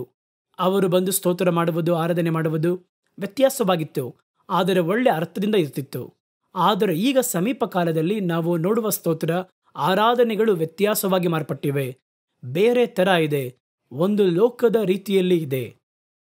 ಈ ರೀತಿಯಾದ ಆರಾಧನೆಗಳನ್ನು ಮಾಡುವಂತಹ ಸ್ನೇಹಿತನ ಬಳಿ ನಾನು ಕೇಳಿದೆ, ಈ ಆರಾಧನೆಗಳು ವ್ಯತ್ಯಾಸವಾಗಿದೆಯಲ್ಲ, ಇದರ ಅಭಿಪ್ರಾಯ ಏನು, ಯಾಕೆ ಈ ರೀತಿ ಮಾಡ್ತೀರಾ ಅಂತ ಕೇಳಿದೆ. ಆಗ ಅವ್ರು ಹೇಳಿದರು, ಅಣ್ಣ, ನಾವು ಈ ರೀತಿ ಆರಾಧನೆ ಮಾಡಿದ್ರೆ ಅನೇಕ ಯೌವನಸ್ಥರನ್ನು ಆಕರ್ಷಿಸಲು ಸಾಧ್ಯ. ಯೌವನಸ್ಥರಿಗೆ ಅದನ್ನೇ ಬಯಸ್ತಾರಲ್ವಾ. ಥಿಯೇಟರ್ಗೆ ಹೋದರೆ ಅವ್ರಿಗೊಂದು ಸಂತೋಷ ಸಿಗುತ್ತದೆ. ಆ ಒಂದು ಸಂತೋಷ ದೇವಾಲಯದಲ್ಲಿ ಸಿಕ್ಕಿದರೆ ಯಾಕೆ ಥಿಯೇಟರ್ಗೆ ಹೋಗ್ತಾರೆ? ಆ ರೀತಿಯಾಗಿ ಹೇಳಿದರು. ಹೌದಾ? ಸಾರಾಯಿ ಅಂಗಡಿಯಲ್ಲಿ ನಶೆ ಸಿಗುತ್ತದೆ, ಹಾಗಾದರೆ ಅದಕ್ಕಾಗಿ ಸಾರಾಯಿ ಅಂಗಡಿಗೆ ಹೋಗ್ತಾರೆ. ಸಭೆಯಲ್ಲಿ ಸಾರಾಯಿ ಅಂಗಡಿ ತೆಗೆದರೆ ಆ ಒಂದು ನಶೆ ಇಲ್ಲೇ ಸಿಗುತ್ತದೆ ಅಂದರೆ ಯೌವನಸ್ಥರು ಬರ್ತಾರಾ? ನೋಡಿ, ಯೋಚನೆ ಮಾಡಿ ನೋಡಿ, ಅದು ತಪ್ಪಾದ ಒಂದು ಅಭಿಪ್ರಾಯ. ಹಾಗಾದರೆ ನಾವೇನು ಮಾಡ್ತೀವಿ ಅಂದರೆ ದೇವರಿಗೆ ಸಮರ್ಪಿಸಬೇಕಾದದ್ದನ್ನು ಮನುಷ್ಯರಿಗಾಗಿ ಸಮರ್ಪಿಸುತ್ತೇವೆ. ಏಲಿಯ ಅದೇ ತಪ್ಪು, ಏಲಿಯ ಅದೇ ಪಾಪ. ಸ್ತೋತ್ರ ಮಾಡುವುದೆನ್ನುವುದು ಮನುಷ್ಯರಿಗಾಗಿ ಮಾಡ್ತಿಲ್ಲ, ಮನುಷ್ಯರೊಂದಿಗೆ ಸೇರಿ ನಾವು ದೇವರಿಗೆ ಮಾಡ್ತೀವಿ. ಸ್ತೋತ್ರ ಮಾಡುವುದು, ವಂದನೆ ಸಲ್ಲಿಸುವುದೆನ್ನುವುದನ್ನು ಬಲಿ ಸಮರ್ಪಣೆಗೆ ಸಮವಾಗಿ ಹೇಳಲ್ಪಟ್ಟದ್ದಾಗಿದೆ. ಇಬ್ರಿಯರಿಗೆ ಬರೆದ ಪತ್ರಿಕೆ 13ನೇ ಒಂದು ಅಧ್ಯಾಯ 15ನೇ ವಾಕ್ಯದಲ್ಲಿ ಹೇಳ್ತಾರೆ, ಗಮನಿಸಿ. ಆದ್ದರಿಂದ ಅವರ ನಾಮವನ್ನು ಸ್ತೋತ್ರ ಮಾಡುವ ತುಟಿಗಳ ಫಲವಾಗಿರುವ ಸ್ತೋತ್ರದ ಬಲಿಯನ್ನು ಅವರ ಮೂಲಕವಾಗಿ ಯಾವಾಗಲೂ ದೇವರಿಗೆ ಸಮರ್ಪಿಸಿರಿ. ಹಾಗಾದರೆ ಯಾರಿಗೆ ಕೊಡುತ್ತೇವೆಂದರೆ ದೇವರಿಗೆ ಕೊಡುತ್ತೇವೆ. ದೇವರಿಗೆ ಕೊಡುವುದನ್ನು ನೀವು ಮನುಷ್ಯರಿಗೆ ಕೊಡುವ ಹಾಗೆ ಮಾರ್ಪಡಿಸಿದರೆ ತಪ್ಪಾಗುತ್ತೆ. ಏಲಿ ಅದನ್ನೇ ಮಾಡಿದ್ರು. ಅದೇ ರೀತಿ ಮನುಷ್ಯರಿಗೆ ಕೊಡುವುದನ್ನು ನೀವು ದೇವರಿಗೆ ತೆಗೆದುಕೊಂಡು ಕೊಡುವುದಾದರೆ ಅದು ಕೂಡ ತಪ್ಪಾಗುತ್ತೆ. ದೇವರನ್ನು ನಿಲ್ಲಿಸಿ ಅವ್ರಿಗೆ ಪ್ರಸಂಗ ಮಾಡಿದ್ರೆ ಹೆಂಗಿರುತ್ತೆ? ಈ ವಾಕ್ಯದಲ್ಲಿ ಏನು ಹೇಳಿದೆ ಗೊತ್ತಾ? ಹೆಂಗೆ ಪರಿಶುದ್ಧವಾಗಿರ್ಬೋದು ಗೊತ್ತಾ? ಅವ್ರಿಗೆ ಹೆಂಗೆ, ಯಾಕೆ ಇದೆಲ್ಲ ಅವರಿಗೆ? ಹಾಗಾದರೆ ಯಾವುದನ್ನು ಮನುಷ್ಯರಿಗೆ ಕೊಡಬೇಕು, ಯಾವುದನ್ನು ದೇವರಿಗೆ ಕೊಡಬೇಕು ಅಂತ ಗೊತ್ತಿರಬೇಕು. ಕರ್ತನು ಹೇಳಿದರು, ರಾಯನದನ್ನು ರಾಯನಿಗೆ ಕೊಡ್ರಿ, ದೇವರದನ್ನು ದೇವರಿಗೆ ಕೊಡಿ. ನೀವು ದೇವರದನ್ನು ತೆಗೆದುಕೊಂಡು ಹೋಗಿ ರಾಯನಿಗೆ ಕೊಡ್ತಾ ಇದ್ದೀರಾ, ರಾಯನಿಗೆ ಕೊಡಬೇಕಾಗಿರುವುದನ್ನು ದೇವರಿಗೆ ಕೊಡ್ತಿದ್ದಾರೆ. ಏನಿದು ಎಂಬುದಾಗಿ ದೇವರು ಕೇಳುತ್ತಾರೆ. ದೇವರನ್ನ ಸ್ತೋತ್ರ ಮಾಡುವುದೆನ್ನುವುದು ಬಲಿ ಸಮರ್ಪಣೆ ಮಾಡುವುದಕ್ಕೆ ಸಮವಾಗಿದೆ. ಹಾಗಾದರೆ ಬಲಿ ಸಮರ್ಪಣೆ ಮಾಡುವವನು ಎಷ್ಟು ಎಚ್ಚರಿಕೆಯಿಂದ, ಎಷ್ಟು ಗಮನವಾಗಿ ಆ ಬಲಿ ಸಮರ್ಪಿಸುವ ಕಾರ್ಯದಲ್ಲಿ ಕೂಡ ಅವನು ಒಂದೊಂದನ್ನು ಶೋಧಿಸಿ ನೋಡಬೇಕಂತೆ. ಕುರಿಗಳನ್ನು ಬಲಿ ಸಮರ್ಪಿಸಿ ಅಂದರೆ ಎಲ್ಲ ಸಮರ್ಪಿಸಕ್ಕಾಗುತ್ತಾ? ಒಂದು ಪಾರಿವಾಳವನ್ನು ಬಲಿ ಸಮರ್ಪಣೆ ಮಾಡಬೇಕಂದ್ರೆ ಮನೆಯಲ್ಲಿರುವ ಯಾವುದೋ ಒಂದು ಪಾರಿವಾಳ ತರಕ್ಕೆ ಸಾಧ್ಯನಾ? ಅದು ಎಂಥದ್ದಾಗಿರಬೇಕು ಅಂತೆಲ್ಲ ಇದೆಯಲ್ವಾ? ಆ ಒಂದು ಬಲಿಯನ್ನು ಯಾವ ರೀತಿ ಸಮರ್ಪಿಸಬೇಕು, ಸರ್ವಾಂಗ ಹೋಮವನ್ನು ಯಾವ ರೀತಿ ಮಾಡಬೇಕು, ಎಲ್ಲದಕ್ಕೂ ನೀತಿ ಇದೆ ಅಲ್ವಾ? ಅದೇ ರೀತಿಯ ದೇವರನ್ನ ಸ್ತೋತ್ರ ಮಾಡುವುದಕ್ಕೊಂದು ಕ್ರಮ ಇದೆ. ನೀವು ಬಲಿಯಾಗಿ ಅದನ್ನು ಯೋಚನೆ ಮಾಡಿದರೆ ಆ ಬಲಿಗೆ ಸಲ್ಲತಕ್ಕ ಗೌರವವನ್ನು ಕೊಡಬೇಕು. ಅದನ್ನು ಒಂದು ಎಂಟರ್ಟೈನ್ಮೆಂಟ್ ಆಗಿ ನೀವು ಭಾವಿಸುವುದಾದರೆ ನೀವೇನು ಬೇಕಾದರೂ ಮಾಡ್ಬೋದು. ಸ್ತೋತ್ರ ಎನ್ನುವುದು ನಾವು ದೇವರಿಗೆ ಕೊಡ್ತಿಲ್ಲ. ಅವರು ಯಾರೋ, ಅವರೆಲ್ಲೋ ಇದ್ದಾರೆ. ನಾನು ಮಾಡುವುದು ಎಂಟರ್ಟೈನ್ಮೆಂಟ್ ಪರಿಪೂರ್ಣವಾಗಿ. ಈ ಸ್ತೋತ್ರವನ್ನು ಯಾವ ರೀತಿ ಕಲರ್ಫುಲ್ಲಾಗಿ ಮಾರ್ಪಡಿಸಿದ್ರೆ ಯೌವನಸ್ಥರನ್ನು ಸೆಳೆಯಲು ಸಾಧ್ಯ, ಮನುಷ್ಯರನ್ನು ಸೆಳೆಯಲು ಸಾಧ್ಯ, ಕಾಣಿಕೆಯನ್ನು ಹೊಂದಲು ಸಾಧ್ಯ ಎನ್ನುವುದಕ್ಕಾಗಿ ನೀವು ಸ್ತೋತ್ರ ಮಾಡಿದರೆ ಆ ಸ್ತೋತ್ರ ದೇವರಿಗೆ ಹೋಗುವುದಿಲ್ಲ. ಆ ಸ್ತೋತ್ರ ಎನ್ನುವುದು ಬಲಿ ಎಂದರೆ ಎಷ್ಟು ಭಯಭಕ್ತಿಯಿಂದ ಮಾಡಲ್ಪಡಬೇಕು ಅದನ್ನು ಯೋಚನೆ ಮಾಡಬೇಕು. ನಾನು ಯಾರನ್ನ ತಿದ್ದುವುದಕ್ಕೆ ಬಂದಿಲ್ಲ. ನೀವು ಬಂದು ಹಿಂಗೆ ಮಾಡಿ ಬದಲು ಅದನ್ನು ನಾನು ಹೇಳುವುದಿಲ್ಲ. ಅಲ್ಲಿ ನೀವೇನು ಮಾಡಬೇಕು? ನಾನು ಸ್ತೋತ್ರ ಮಾಡುವ ಸ್ತೋತ್ರ, ನಮ್ಮನ್ನು ನಡೆಸುವಂತಹ ಸ್ತೋತ್ರದ ಸಮಯ ನಿಜವಾಗಿಯೂ ಅದು ದೇವರಿಗೆ ನನ್ನ ಸ್ತೋತ್ರವನ್ನು ಸಲ್ಲಿಸಿದ್ದೆ ನೋಡಬೇಕು. ನೀವು ಸ್ತೋತ್ರ ಮಾಡ್ತಿದ್ದೀರಾ, ಅದನ್ನು ಒತ್ತೊಯ್ಯುವುದಕ್ಕೆ ನಾವು ನಡೆಸುವಂಥ ಆರಾಧನೆಯ ಕ್ರಮ ಸಾಕಾದದಾಗಿದೆಯಾ ಅಂತ ನೋಡಬೇಕು. ಎಲ್ಲ ಸೇವೆಯಲ್ಲಿಯೂ ಕಾಣಿಕೆ ಕೊಡ್ತೀವಿ. ಆ ಸೇವೆ ನಾವು ಹೇಳ್ತೀವಿ ಅದು ಅವರ ಒಂದು ಪಾಡು. ಒಂದು ಸೇವಕನಿಗೆ ಕಾಣಿಕೆ ಕೊಡ್ತೀನಿ, ಅವನು ಒಳ್ಳೆಯವನ ಕೆಟ್ಟವನ ನನಗೆ ಗೊತ್ತಿಲ್ಲ, ಅವರೇನು ಖರ್ಚು ಮಾಡ್ತಾರೆ ಅಂತ ಗೊತ್ತಿಲ್ಲ. ಆದರೆ ನಾನೊಂದು ಸೇವಕನ ಹೆಸರಲ್ಲಿ ಕೊಡ್ತೀನಿ, ಅದಕ್ಕೆ ಅವ್ರು ಲೆಕ್ಕ ಹೇಳಿ ಅಂತ ನೀವು ಎದುರು ನೋಡಬಾರ್ದು. ಯಾಕೆಂದರೆ ನೀವು ಕೊಡುವಂತಹ ಕಾಣಿಕೆ ಅದು ಯಾವ ರೀತಿ ಖರ್ಚು ಮಾಡುತ್ತದೆ ಎಂಬುದಾಗಿ ನಿಮಗೆ ಗೊತ್ತಾಗಬೇಕು. ಅದು ದೇವರಿಗೆ ಸಲ್ಲಿಸಲ್ಪಡುತ್ತಾ ಇದೆ. ಈ ಒಂದು ಸೇವೆ ಕರ್ತನಿಗೆ ಮಹಿಮೆಯನ್ನು ತರುವಂತಹ ಸೇವೆ. ಹಾಗಾದರೆ ಇದರಲ್ಲಿ ಕಾಣಿಕೆಯನ್ನು ನಾನು ಬಿತ್ತಿದರೆ ಅದು ಫಲ ಕೊಡುತ್ತದೆ ಎನ್ನುವುದನ್ನು ಗೊತ್ತಿದೆ. ಯಾಕೆಂದರೆ ಕಾಣಿಕೆ ನಿಮ್ಮ ಕೈಯಲ್ಲಿದೆ. ಅದನ್ನು ಎಲ್ಲಿ ಸಮರ್ಪಿಸಬೇಕು, ಎಲ್ಲಿ ಕೊಟ್ಟರೆ ದೇವರಿಗೆ ಹೋಗುತ್ತದೆ ಎನ್ನುವುದನ್ನು ಗೊತ್ತಿದ್ದು ನೀವು ಸಲ್ಲಿಸಬೇಕು. ಮನ ಬಂದಂತೆ ಎಲ್ಲಾದರೂ ಹಾಕಿ ಅದು ಹೋಗಿ ಸೇರುತ್ತೆ ಎಂಬುದಾಗಿ ನೀವು ಭಾವಿಸಿದರೆ ಕಡೆಯದಾಗಿ ನೀವು ನೋಡಿದ್ರೆ ಯಾವ ಪ್ರತಿಫಲವೂ ನಿಮ್ಮ ಒಂದು ಭಾಗದಲ್ಲಿ ಪರಲೋಕದಲ್ಲಿ ಬರೆಯಲ್ಪಟ್ಟೇ ಇರುವುದಿಲ್ಲ. ಸ್ತೋತ್ರ ಮಾಡೋದು ನಿಮ್ಮ ಬಾಯಲ್ಲಿದೆ, ಸ್ತೋತ್ರ ಮಾಡುವುದು ನಾಲಿಗೆಯಲ್ಲೇ ಇದೆ. ಆದರೆ ಎಲ್ಲೋಗಿ ಸ್ತೋತ್ರ ಮಾಡ್ತೀವಿ? ನಿಮ್ಮನ್ನು ಆರಾಧನೆ ಮಾಡಿಸ್ಬೇಕಾದ್ರೆ ಸ್ತೋತ್ರ ಪರಲೋಕಕ್ಕೆ ಹೋಗುವ ಹಾಗೆ ನಿಮ್ಮ ದಾರಿಯನ್ನು ಮಾಡಿದ್ದಾರಾ? ಅಥವಾ ಒಂದು ಮನೋರಂಜನೆ ರಾತ್ರಿ ಎಲ್ಲ ಹೋಗಿ ಆಡದೆ ಭಯಂಕರವಾದ ಸ್ತೋತ್ರದ ಸಮಯ ಒಳ್ಳೆ ಸೂಪರ್ ಆಗಿತ್ತು, ಡ್ಯಾನ್ಸ್ ಎಲ್ಲ ಹೇಳ್ಕೊಟ್ರು, ಒಳ್ಳೆಯದೇ. ಆದರೆ ಅದು ಕರ್ತನು ಕೇಳಿದ್ರ ಅಯ್ಯ, ಅದೇ ನಮಗೆ ಮುಖ್ಯ. ಕರ್ತನಿಗೆ ಅದು ಸ್ವೀಕರಿಸಲ್ಪಡಲಿಲ್ಲ ಅಂದರೆ ದೇವರದನ್ನು ತಳ್ಳಿಬಿಡುತ್ತಾರೆ. ನಮ್ಮ ಮನೋಭಾವನೆ ಏನು ಗೊತ್ತಾ? ಕರ್ತನಿಗೆ ಕೊಟ್ಟಿದ್ದೇನೆ, ಅವರು ಅದನ್ನು ಸ್ವೀಕರಿಸಲೇಬೇಕು. ಯಾರು ಹೇಳಿದ್ದು? ಕರ್ತನು ಆರಾಧನೆಯನ್ನು ತಳ್ಳುತ್ತಾರೆ, ಬಲಿಯನ್ನು ತಳ್ಳುತ್ತಾರೆ, ಅವರಿಗೆ ಪ್ರಿಯವಿಲ್ಲದಿದ್ದರೆ ಪ್ರಾರ್ಥನೆಯನ್ನು ತಳ್ಳುತ್ತಾರೆ. ನಿಮ್ಮ ಪ್ರಾರ್ಥನೆ ನನಗೆ ಯಾತಕ್ಕೆ? ನಿಮ್ಮ ಆರಾಧನೆಗಳನ್ನು ನಾನು ಸ್ವೀಕರಿಸಿಕೊಂಡು ನನಗೆ ಪ್ರಿಯವಾಗಿಲ್ಲ ಎಂಬುದಾಗಿ ದೇವರು ಹೇಳುತ್ತಾರೆ. ಹಾಗಾದರೆ ನಾವು ಮಾಡಿದ್ವಿ ಅನ್ನೋದಕ್ಕೋಸ್ಕರವಾಗಿ ದೇವರು ಸ್ವೀಕರಿಸಲ್ಲ. ಅದು ಸರಿ ಇಲ್ಲ ಅಂದರೆ ಎಷ್ಟು ದೊಡ್ಡದಾಗಿದ್ರೂ ತಳ್ಳುತ್ತಾರೆ. ಸತ್ಯವೇದ ಹೇಳುವುದನ್ನು ನೋಡಿ. ಆಬೇಲನು ಕಾಯಿನನು, ಆಬೇಲನು ಕುರಿ ಕಾಯುವವನಾದನು. ಅವನ ತಂದೆಗೆ 2 ಮಕ್ಕಳು ಆದಮನಿಗೆ, ಕಾಯಿನನು ಎಬೇಲನು. ಹಾಗಾದರೆ ಇಬ್ಬರನ್ನು ನೋಡಿ ಹಾಬೇಲನು ಕುರಿ ಕಾಯುವವನಾದನು, ಕಾಯಿನನು ಉಳುಮೆ ಮಾಡುವವನಾದನು. ಇವರಿಬ್ಬರಿಗೂ ಆಗಾಗ ಜಗಳ ಇದ್ದಿತ್ತೋ ಏನೋ, ಹೊಟ್ಟೆ ಕಿಚ್ಚು ಇತ್ತೋ ಏನೋ, ಏನೋ ಒಂದು ನಡೆದಿದೆಯೋ ಏನೋ, ನಮಗದು ಗೊತ್ತಿಲ್ಲ. ಆದರೆ ಇವರಿಬ್ಬರು ಏನು ಮಾಡಿದ್ರು? ತಮ್ಮ ಮೊದಲ ಪ್ರಥಮ ಫಲವನ್ನು ಕರ್ತನಿಗೆ ಬಲಿ ಸಮರ್ಪಣೆ ಮಾಡಿದರು. ಇಬ್ಬರು ಕರ್ತನಿಗೆ ಬಲಿ ಸಮರ್ಪಿಸಲು ಹೋದರು. ಏಬೇಲನು ತನ್ನ ಕುರಿಗಳಲ್ಲಿ ಚೊಚ್ಚಲಾದುವುದನ್ನು ತಂದು, ಶ್ರೇಷ್ಠವಾದ ಕುರಿಗಳನ್ನು ತಂದು, ಆಗೆಲ್ಲ ಬಲಿ ಹಿಂಗೆ ಸಮರ್ಪಿಸಬೇಕು ಅಂತ ಇನ್ನೂ ನಿಯಂತ್ರಣ ಇಲ್ಲ, ಅವುಗಳನ್ನು ತಂದು ಕರ್ತನಿಗೆ ಬಲಿ ಸಮರ್ಪಣೆ ಮಾಡಿದನು. ಕಾಯಿನನು ಅದೇ ರೀತಿ ತನ್ನ ಬೆಳೆಯಲ್ಲಿ ಪ್ರತಿಫಲಗಳಲ್ಲಿ ಕರ್ತನಿಗೆ ಬಲಿ ಸಮರ್ಪಣೆ ಮಾಡಿದ. ಕರ್ತನು ಏಬೇಲನ ಬಲಿಯನ್ನು ಸ್ವೀಕರಿಸಿದರು, ಕಾಯಿನನ ಬಲಿಯನ್ನು ದೇವರು ತಳ್ಳಿದರು. ತಕ್ಷಣ ಕಾಯಿನನ ಮುಖಭಾವ ಬೇರ್ಪಟ್ಟಿತು. ಇದರಲ್ಲಿ ನಮಗೆ ಅರ್ಥ ಆಗೋದೇನು ಗೊತ್ತಾ? ನೀವು ಬಲಿ ಸಮರ್ಪಣೆ ಮಾಡಿದ್ದೀರಿ ಅದಕ್ಕೋಸ್ಕರವಾಗಿ ದೇವರೆಲ್ಲ ಸ್ವೀಕರಿಸಲ್ಲ. ನೀವು ಕೊಟ್ಟಿದ್ದೀರಿ ಅನ್ನೋದಕ್ಕಾಗಿ ಎಲ್ಲವನ್ನ ಸ್ವೀಕರಿಸುವುದಿಲ್ಲ. ಇಬ್ಬರು ಬಲಿ ಸಮರ್ಪಣೆ ಮಾಡಿರಲು ಒಂದನ್ನು ಸ್ವೀಕರಿಸಿಕೊಂಡು ಯಾಕೆ ದೇವರು ಒಂದನ್ನು ತಳ್ಳಿದ್ರು ಎನ್ನುವ ಒಂದು ಪರಿಪೂರ್ಣ ವಿವರ ನಮಗೆ ಗೊತ್ತಿಲ್ಲ ಅಂದರೂ ಕೂಡ, ಸತ್ಯವೇದ ಹೇಳಲ್ಪಟ್ಟಿದ್ರೂ ಕೂಡ, ಮೇಲ್ನೋಟವಾಗಿ ಒಂದು ಆತ್ಮಿಕ ವ್ಯಾಖ್ಯಾನದಲ್ಲಿ ನೋಡುವುದಾದರೆ, ಆತ್ಮಿಕ ಅರ್ಥದಲ್ಲಿ ನೋಡುವುದಾದರೆ, ಈ 2 ಬಲಿಗಳು ನಮಗೆ ಯಾವುದನ್ನು ಸೂಚನೆ ಮಾಡುತ್ತದೆ ಎಂದರೆ, ಒಂದು ಜೀವವುಳ್ಳ ಬಲಿ, ಏಬೇಲನ ಬಲಿ. ಅವರು ಕೊಟ್ಟಿದ್ದು ನೋಡಿ ಕುರಿಗಳು, ಅವರು ಕೊಟ್ಟಂತಹ ಕುರಿಗಳು, ಅವರ ಚೊಚ್ಚಲಾದವುಗಳು. ಇದು ಏನನ್ನು ತೋರಿಸುತ್ತದೆ ಎಂದರೆ ಒಂದು ಆತ್ಮಿಕವಾಗಿರುವ ಜೀವವುಳ್ಳ ಬಲಿ. ಮತ್ತೊಂದನ್ನು ನೋಡಿ ಜೀವವಿಲ್ಲದ ಬಲಿ. ಅದಕ್ಕಾಗಿ ದೇವರು ಕಾಯಿ ಪಲ್ಯವನ್ನು ತಂದುಕೊಟ್ಟರೆ ಸ್ವೀಕರಿಸುವುದಿಲ್ವಾ ಅಂತ ಕೇಳಬಾರ್ದು. ಇದು ಅದಕ್ಕೆ ಗುರುತಾಗಿದೆ ಅಷ್ಟೇ. ಒಂದು ಜೀವವುಳ್ಳ ಬಲಿಗೆ ಗುರುತು, ಮತ್ತೊಂದು ಜೀವವಿಲ್ಲದ ಬಲಿಗೆ ಗುರುತು. ಜೀವವಿಲ್ಲದ ಬಲಿಯಲ್ಲಿ ಎಷ್ಟು ವಿಶೇಷವಾದ, ಎಷ್ಟು ಅತ್ಯಧಿಕವಾದ ಬಲಿಯನ್ನು ಕೊಟ್ಟರೂ ಕರ್ತನು ಅದನ್ನು ತಳ್ಳುವರು. ಹಾಗಾದರೆ ನಾವು ಆರಾಧನೆ ಮಾಡಿದ್ದೇವೆ ಎನ್ನುವುದಕ್ಕಾಗಿ ಆ ಆರಾಧನೆಗಳು ಪರಲೋಕದಲ್ಲಿ ಹೋಗುವುದಿಲ್ಲ. ನೀವು ಯಾಮಾರಬೇಡಿ. ನೀವು ನೋಡುವಾಗಲೇ ಗೊತ್ತಾಗುತ್ತೆ ಅದರಲ್ಲಿ ಪರಲೋಕದ ಭಾವ ಇದೆಯಾ, ಲೋಕದ ಒಂದು ಭಾವ ಇದೆಯಾ ಅಂತ ನೋಡ್ರಿ. ಪರಲೋಕದ ಒಂದು ಭಾವ ಒಂಥರ ಇರುತ್ತೆ. ಅದು ದೇವರಿಗೂ ನಿಮಗೂ ಮಧ್ಯದಲ್ಲಿ ಒಂದು ಸಂಪರ್ಕ ಉಂಟು ಮಾಡುತ್ತದೆ. ನೀವು ಸ್ತೋತ್ರ ಮಾಡುವ ಸ್ತೋತ್ರವನ್ನು ಕರ್ತನು ಸ್ವೀಕರಿಸುವುದು ನಮಗೆ ಸ್ಪಷ್ಟವಾಗಿ ಗೊತ್ತಾಗುತ್ತೆ. ನೋಡಿ, ಆಬೇಲನು ತನ್ನ ಬಲಿಯನ್ನು ಕೊಟ್ಟರು, ಕಾಯಿನನು ತನ್ನ ಬಲಿಯನ್ನು ಕೊಟ್ಟರು. ಕರ್ತನು ಒಂದನ್ನು ಸ್ವೀಕರಿಸಿಕೊಂಡರು, ಒಂದನ್ನು ಸ್ವೀಕರಿಸಲಿಲ್ಲ. ಹಾಗಾದ್ರೆ ಅದು ಹೆಂಗೆ ಗೊತ್ತಾಯ್ತು ಅವರಿಗೆ? ಕರ್ತನು ಅದನ್ನು ಕಾಳಲ್ಲಿ ತಳ್ಳಿದ್ರ? ಕರ್ತನು ಅಲ್ಲಿ ಬಂದು ನಿಂತರ? ಕುರಿಯನ್ನು ತನ್ನ ಭುಜದ ಮೇಲೆ ಹಾಕೊಂಡು ತಗೊಂಡು ಹೋದ್ರ? ಹೆಂಗ್ ಗೊತ್ತು ನಿಮಗೆ? ನಿಮಗೂ ಅದೇ ಥರ ಗೊತ್ತಾಗುತ್ತೆ.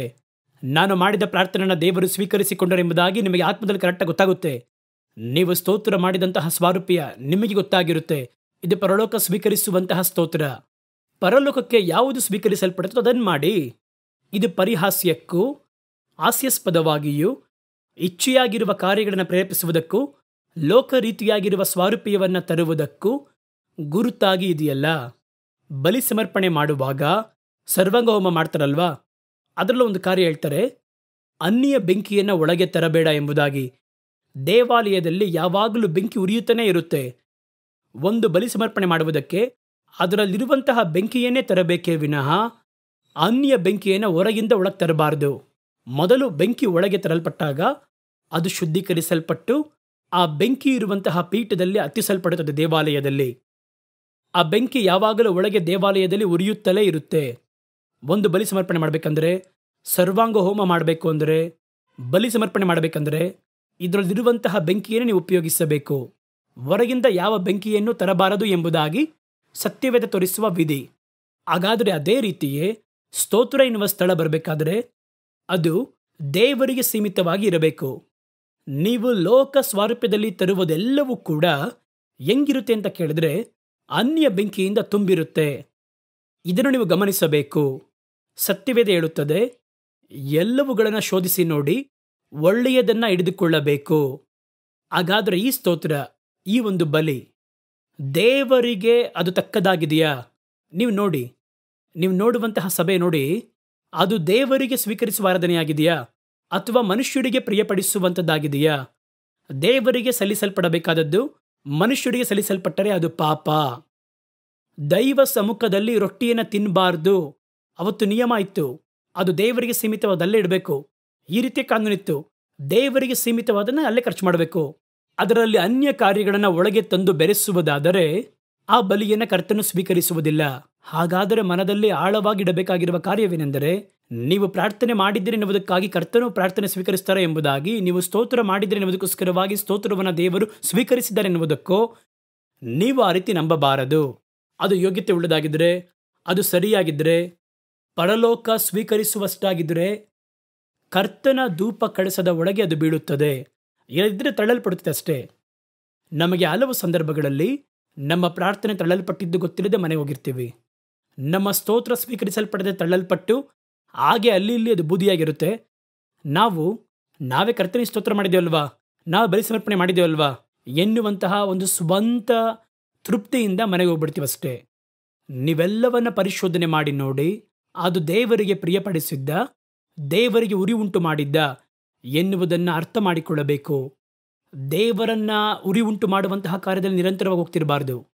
ಹಾಗಾದರೆ ಅದರಲ್ಲಿ ದೇವರನ್ನ ಸ್ತೋತ್ರ ಮಾಡುವ ಸ್ತೋತ್ರ ಎನ್ನುವುದು ದೇವರಿಗೆ ಸೀಮಿತವಾಗಿರಬೇಕು. ಸ್ತೋತ್ರ ಎನ್ನುವುದು ದೇವರಿಗೆ ಸಮರ್ಪಿಸಲ್ಪಡುವ ಒಂದು ಬಲಿ ಎಂಬುದಾಗಿ ಸತ್ಯವೇದ ಹೇಳುತ್ತದೆ. ಎಲ್ಲ ಬಲಿಯನ್ನ ದೇವರು ಸ್ವೀಕರಿಸುವುದಿಲ್ಲ. ಅದೇ ರೀತಿ ಎಲ್ಲ ಸ್ತೋತ್ರಗಳನ್ನು ದೇವರು ಸ್ವೀಕರಿಸುವುದಿಲ್ಲ. ಒಂದು ಬಲಿ ಸಮರ್ಪಣೆ ನೀವು ಮಾಡುವುದಕ್ಕಿಂತ ಮುಂಚೆ ಸ್ತೋತ್ರ ಮಾಡುವುದೆನ್ನುವುದು, ವಂದನೆ ಸಲ್ಲಿಸುವುದೆನ್ನುವುದು, ಸ್ತೋತ್ರ ಬಲಿ ಎನ್ನುವಂಥದ್ದು ಬಲಿ ಎನ್ನುವಂತಹ ಲೆಕ್ಕದಲ್ಲಿ ಹೇಳಲ್ಪಡುತ್ತದೆ. ಬಲಿ ಸಮರ್ಪಣೆ ಮಾಡುವಾಗ ಕರ್ತನಿಗೆ ಒಂದು ಕಾಣಿಕೆಯನ್ನು ಸಲ್ಲಿಸಲು ಹೋಗಬೇಕಾದ್ರೆ ನಾವೇನ್ ಮಾಡಬೇಕಂದ್ರೆ, ಸತ್ಯವೇದ ಹೇಳುತ್ತದೆ, ಮತ್ತಾಯನ ಸುವಾರ್ತೆ 5ನೇ ಅಧ್ಯಾಯ 23-24 ಈ ವಾಕ್ಯಗಳಲ್ಲಿ, ಆದ್ದರಿಂದ ನೀನು ಬಲಿಪೀಠದ ಒಳಗೆ ನಿನ್ನ ಕಾಣಿಕೆಯನ್ನು ಸಲ್ಲಿಸಲು ಬಂದು ನಿನ್ನ ಹೆಸರಲ್ಲಿ ನಿನ್ನ ಸಹೋದರನಿಗೆ ಅಸಮಾಧಾನವಿದೆ ಎಂಬುದಾಗಿ ಅಲ್ಲಿ ನೆನಪಿಗೆ ಬಂದರೆ, ಅಲ್ಲಿ ಹೋಗಿ ಕರ್ತನನ್ನು ಆರಾಧನೆ ಮಾಡುವುದಕ್ಕಿಂತ ಮುಂಚಿತವಾಗಿ ಆ ಕಾಲದಲ್ಲಿ ಬಲಿ ಸಮರ್ಪಣೆ ಮಾಡ್ತಿದ್ರು.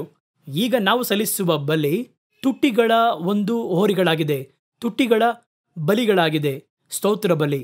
ಕರ್ತನನ್ನು ಸ್ತೋತ್ರ ಮಾಡುವುದಕ್ಕಿಂತ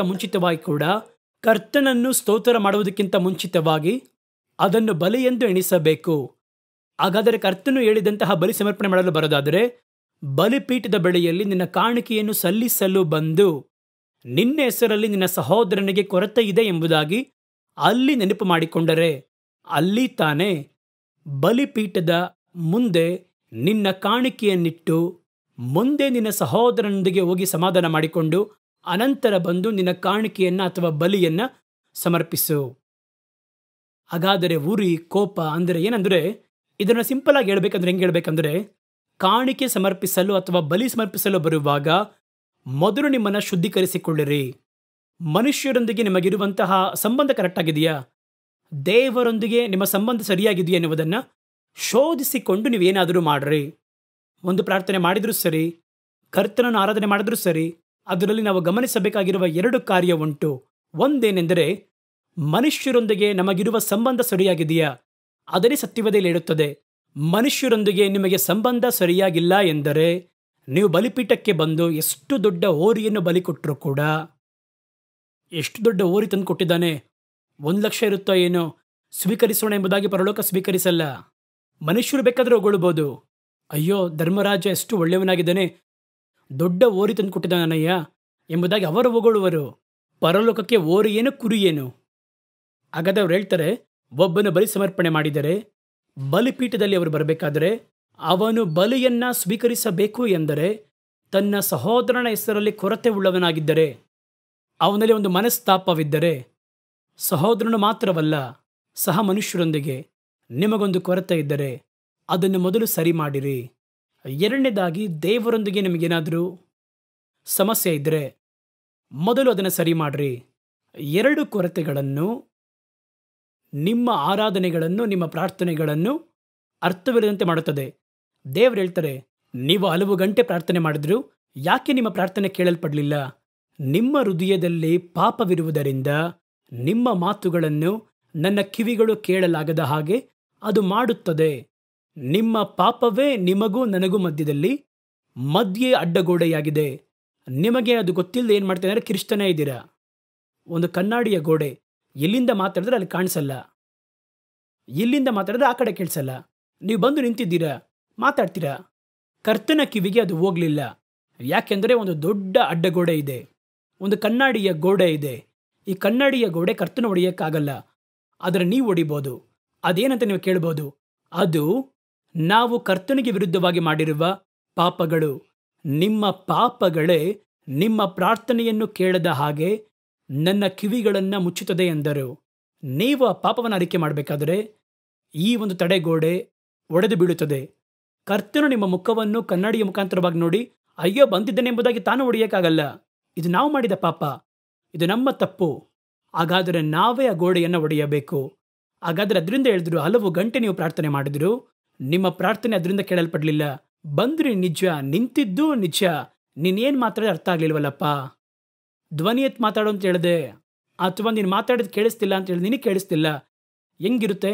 ಒಂದು ದೊಡ್ಡ ಬ್ಯಾರಿಯರ್ ಇಬ್ಬರ ಮಧ್ಯೆ, ಅದನ್ನು ಒಡೆಯಬೇಕು. ನಿಮ್ಮ ಪಾಪಗಳೇ ನಿಮಗೂ ನನಗೂ ಮಧ್ಯೆ ಒಂದು ದೊಡ್ಡ ಗೋಡೆಯನ್ನು ಉಂಟು ಮಾಡುತ್ತದೆ, ನಿಮ್ಮ ಪ್ರಾರ್ಥನೆಯನ್ನು ಗಮನಿಸದಂತೆ ಮಾಡುತ್ತದೆ ಎಂಬುದಾಗಿ ದೇವರು ಹೇಳ್ತಾರೆ. ಇದುವೇ ಆ ಒಂದು ಸ್ತೋತ್ರಗಳಿಗೂ ಇದರಲ್ಲಿ ಕರ್ತನು ಎರಡು ಕಾರ್ಯವನ್ನು ಬಯಸ್ತಾರೆ. ಒಂದು, ದೇವರೊಂದಿಗೆ ಇರುವ ಸಂಬಂಧ ಸರಿಯಾಗಿದೆಯಾ ಅಂತ ನೋಡಿ. ಎರಡನೇದಾಗಿ, ಸಹ ಮನುಷ್ಯರೊಂದಿಗೆ ಇರುವಂತಹ ಒಂದು ಒಡನಾಟ ಸರಿಯಾಗಿದೆಯಾ ಅಂತ ನೋಡಿ.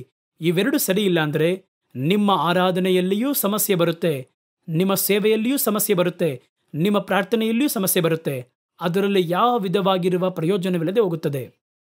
ಯಾಕೆ ಇವೆರಡು ಹೇಳ್ತಾರೆ ಅಂತ ನಿಮಗೆ ಗೊತ್ತಾ ಚೆನ್ನಾಗಿ?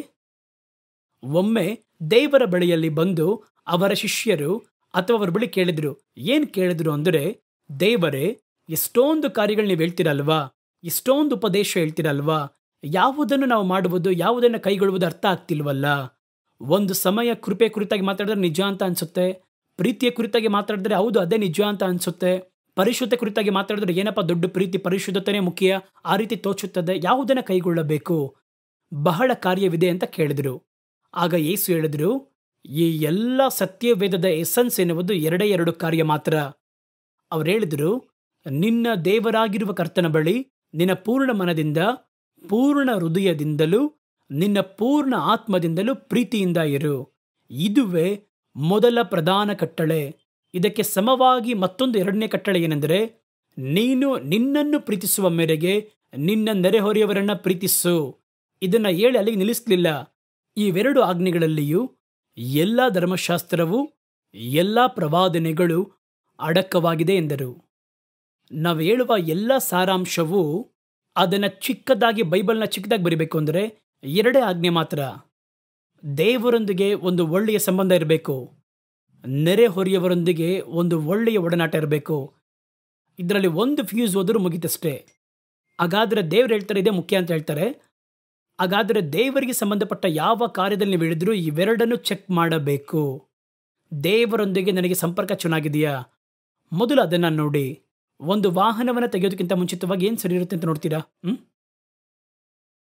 ಆ ಟೈರ್ನಲ್ಲಿ ಗಾಳಿ ಇದೆಯಾ ಅಂತ ನೋಡ್ತೀರಾ, ಟ್ಯಾಂಕಲ್ಲಿ ಪೆಟ್ರೋಲ್ ಇದೆಯಾ ಅಂತ ನೋಡ್ತೀರಾ, ಇನ್ನು ಕೆಲವೊಂದು ಕಾರ್ಯವನ್ನು ಮುಖ್ಯವಾಗಿ ನೋಡ್ತಾರೆ, ಆಯಿಲ್ ಇದೆಯಾ ಅಂತ ನೋಡ್ತೀರಾ, ಅದಂತಾನೆ ನೋಡ್ತೀರಾ. ಅದೇ ರೀತಿ ಒಂದು ಪ್ರಾರ್ಥನೆಗೆ ಹೋಗಬೇಕಾದ್ರೆ, ಒಂದು ಸೇವೆ ಮಾಡಬೇಕಾದ್ರೆ ನೀವು ಗಮನಿಸಬೇಕಾದ ಕಾರ್ಯ ಎರಡೆರಡು ಕಾರ್ಯ ಮಾತ್ರ. ನನಗೂ ದೇವರಿಗೂ ಮಧ್ಯದಲ್ಲಿ ಒಂದು ಸಂಬಂಧ ಸರಿಯಾಗಿದೆಯಾ, ಅಥವಾ ಏನಾದರೂ ಪಾಪ ಮಾಡೋದ್ರಿಂದ ಅವರ ಪ್ರಸನ್ನತೆ ನನ್ನ ಬಿಟ್ಟು ದೂರ ಇದೆಯಾ, ನಮ್ಮಿಬ್ಬರ ಮಧ್ಯೆ ಇರುವ ಕನೆಕ್ಷನ್ ಕಟ್ ಆಗಿದೆಯಾ ಗೊತ್ತಿಲ್ಲ. ಮತ್ತೊಂದು ಏನು ಮಾಡಿ, ಅದಕ್ಕೆ ಸಮವಾಗಿರುವ ಎರಡನೆಯ ಒಂದು ಆಜ್ಞೆ, ನಿಮ್ಮ ಸಹ ಮನುಷ್ಯರೊಂದಿಗೆ ನಿಮ್ಮ ಸಂಬಂಧ ಸರಿಯಾಗಿದೆಯಾ? ಅದನ್ನೇ ದೇವರು ಹೇಳ್ತಾರೆ. ಬಲಿಪೀಠದ ಬಳಿಗೆ ಬಂದು ನಿಂತು ದೇವರೊಂದಿಗೆ ಮಾತ್ರ ಅಲ್ಲ, ನಿನ್ನ ಸಹೋದರನ ಜೊತೆ ನಿನಗೆ ಅಸಮಾಧಾನ ಇದೆಯಾ ಅಂತ ನೋಡು. ಆ ರೀತಿ ಗೊತ್ತಾದರೆ ಕಾಣಿಕೆ ಸಲ್ಲಿಸುವುದೆಲ್ಲ ದೊಡ್ಡ ಮುಖ್ಯ ಅಲ್ಲ. ಮೊದಲು ಅದನ್ನಿಟ್ಟು ನಿನ್ನ ಸಹೋದರನ ಬಳಿ ಹೋಗಿ ಸಮಾಧಾನ ಆಗಿ ಮತ್ತೆ ಬಂದು ಕಾಣಿಕೆ ಸಲ್ಲಿಸು.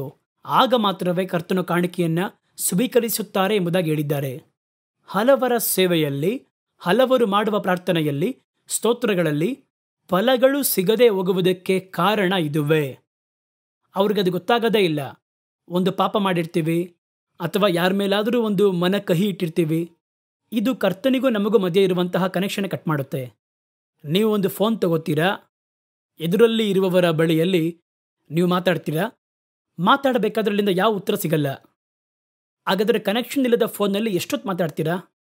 ನಮ್ಮಲ್ಲಿ ಹಲವರು ಕನೆಕ್ಷನ್ ಇಲ್ಲದ ಫೋನ್ನಲ್ಲಿ ಮಾತಾಡ್ತಾ ಇದ್ದೀವಿ. ಕರ್ತನು ಕೇಳಿದ್ದಾರೆ ಎಂಬುದಾಗಿ ನೀವು ನಂಬುತ್ತೀರಾ, ಅವ್ರಿಗದು ಹೋಗಿಲ್ಲ. ನೀವು ನನ್ನ ಬಳಿ ಮಾತಾಡ್ತೀರಾ, ಫೋನ್ ಕಟ್ಟಾಗಿದೆ, ನನ್ನ ಬಳಿ ಯಾವ ರಿಯಾಕ್ಷನ್ನೂ ಇಲ್ಲ, ಉತ್ತರನೂ ಇಲ್ಲ. ನೀವು ಎಷ್ಟೊತ್ತು ಮಾತಾಡ್ತೀರಮ್ಮ ಹೇಳಿ?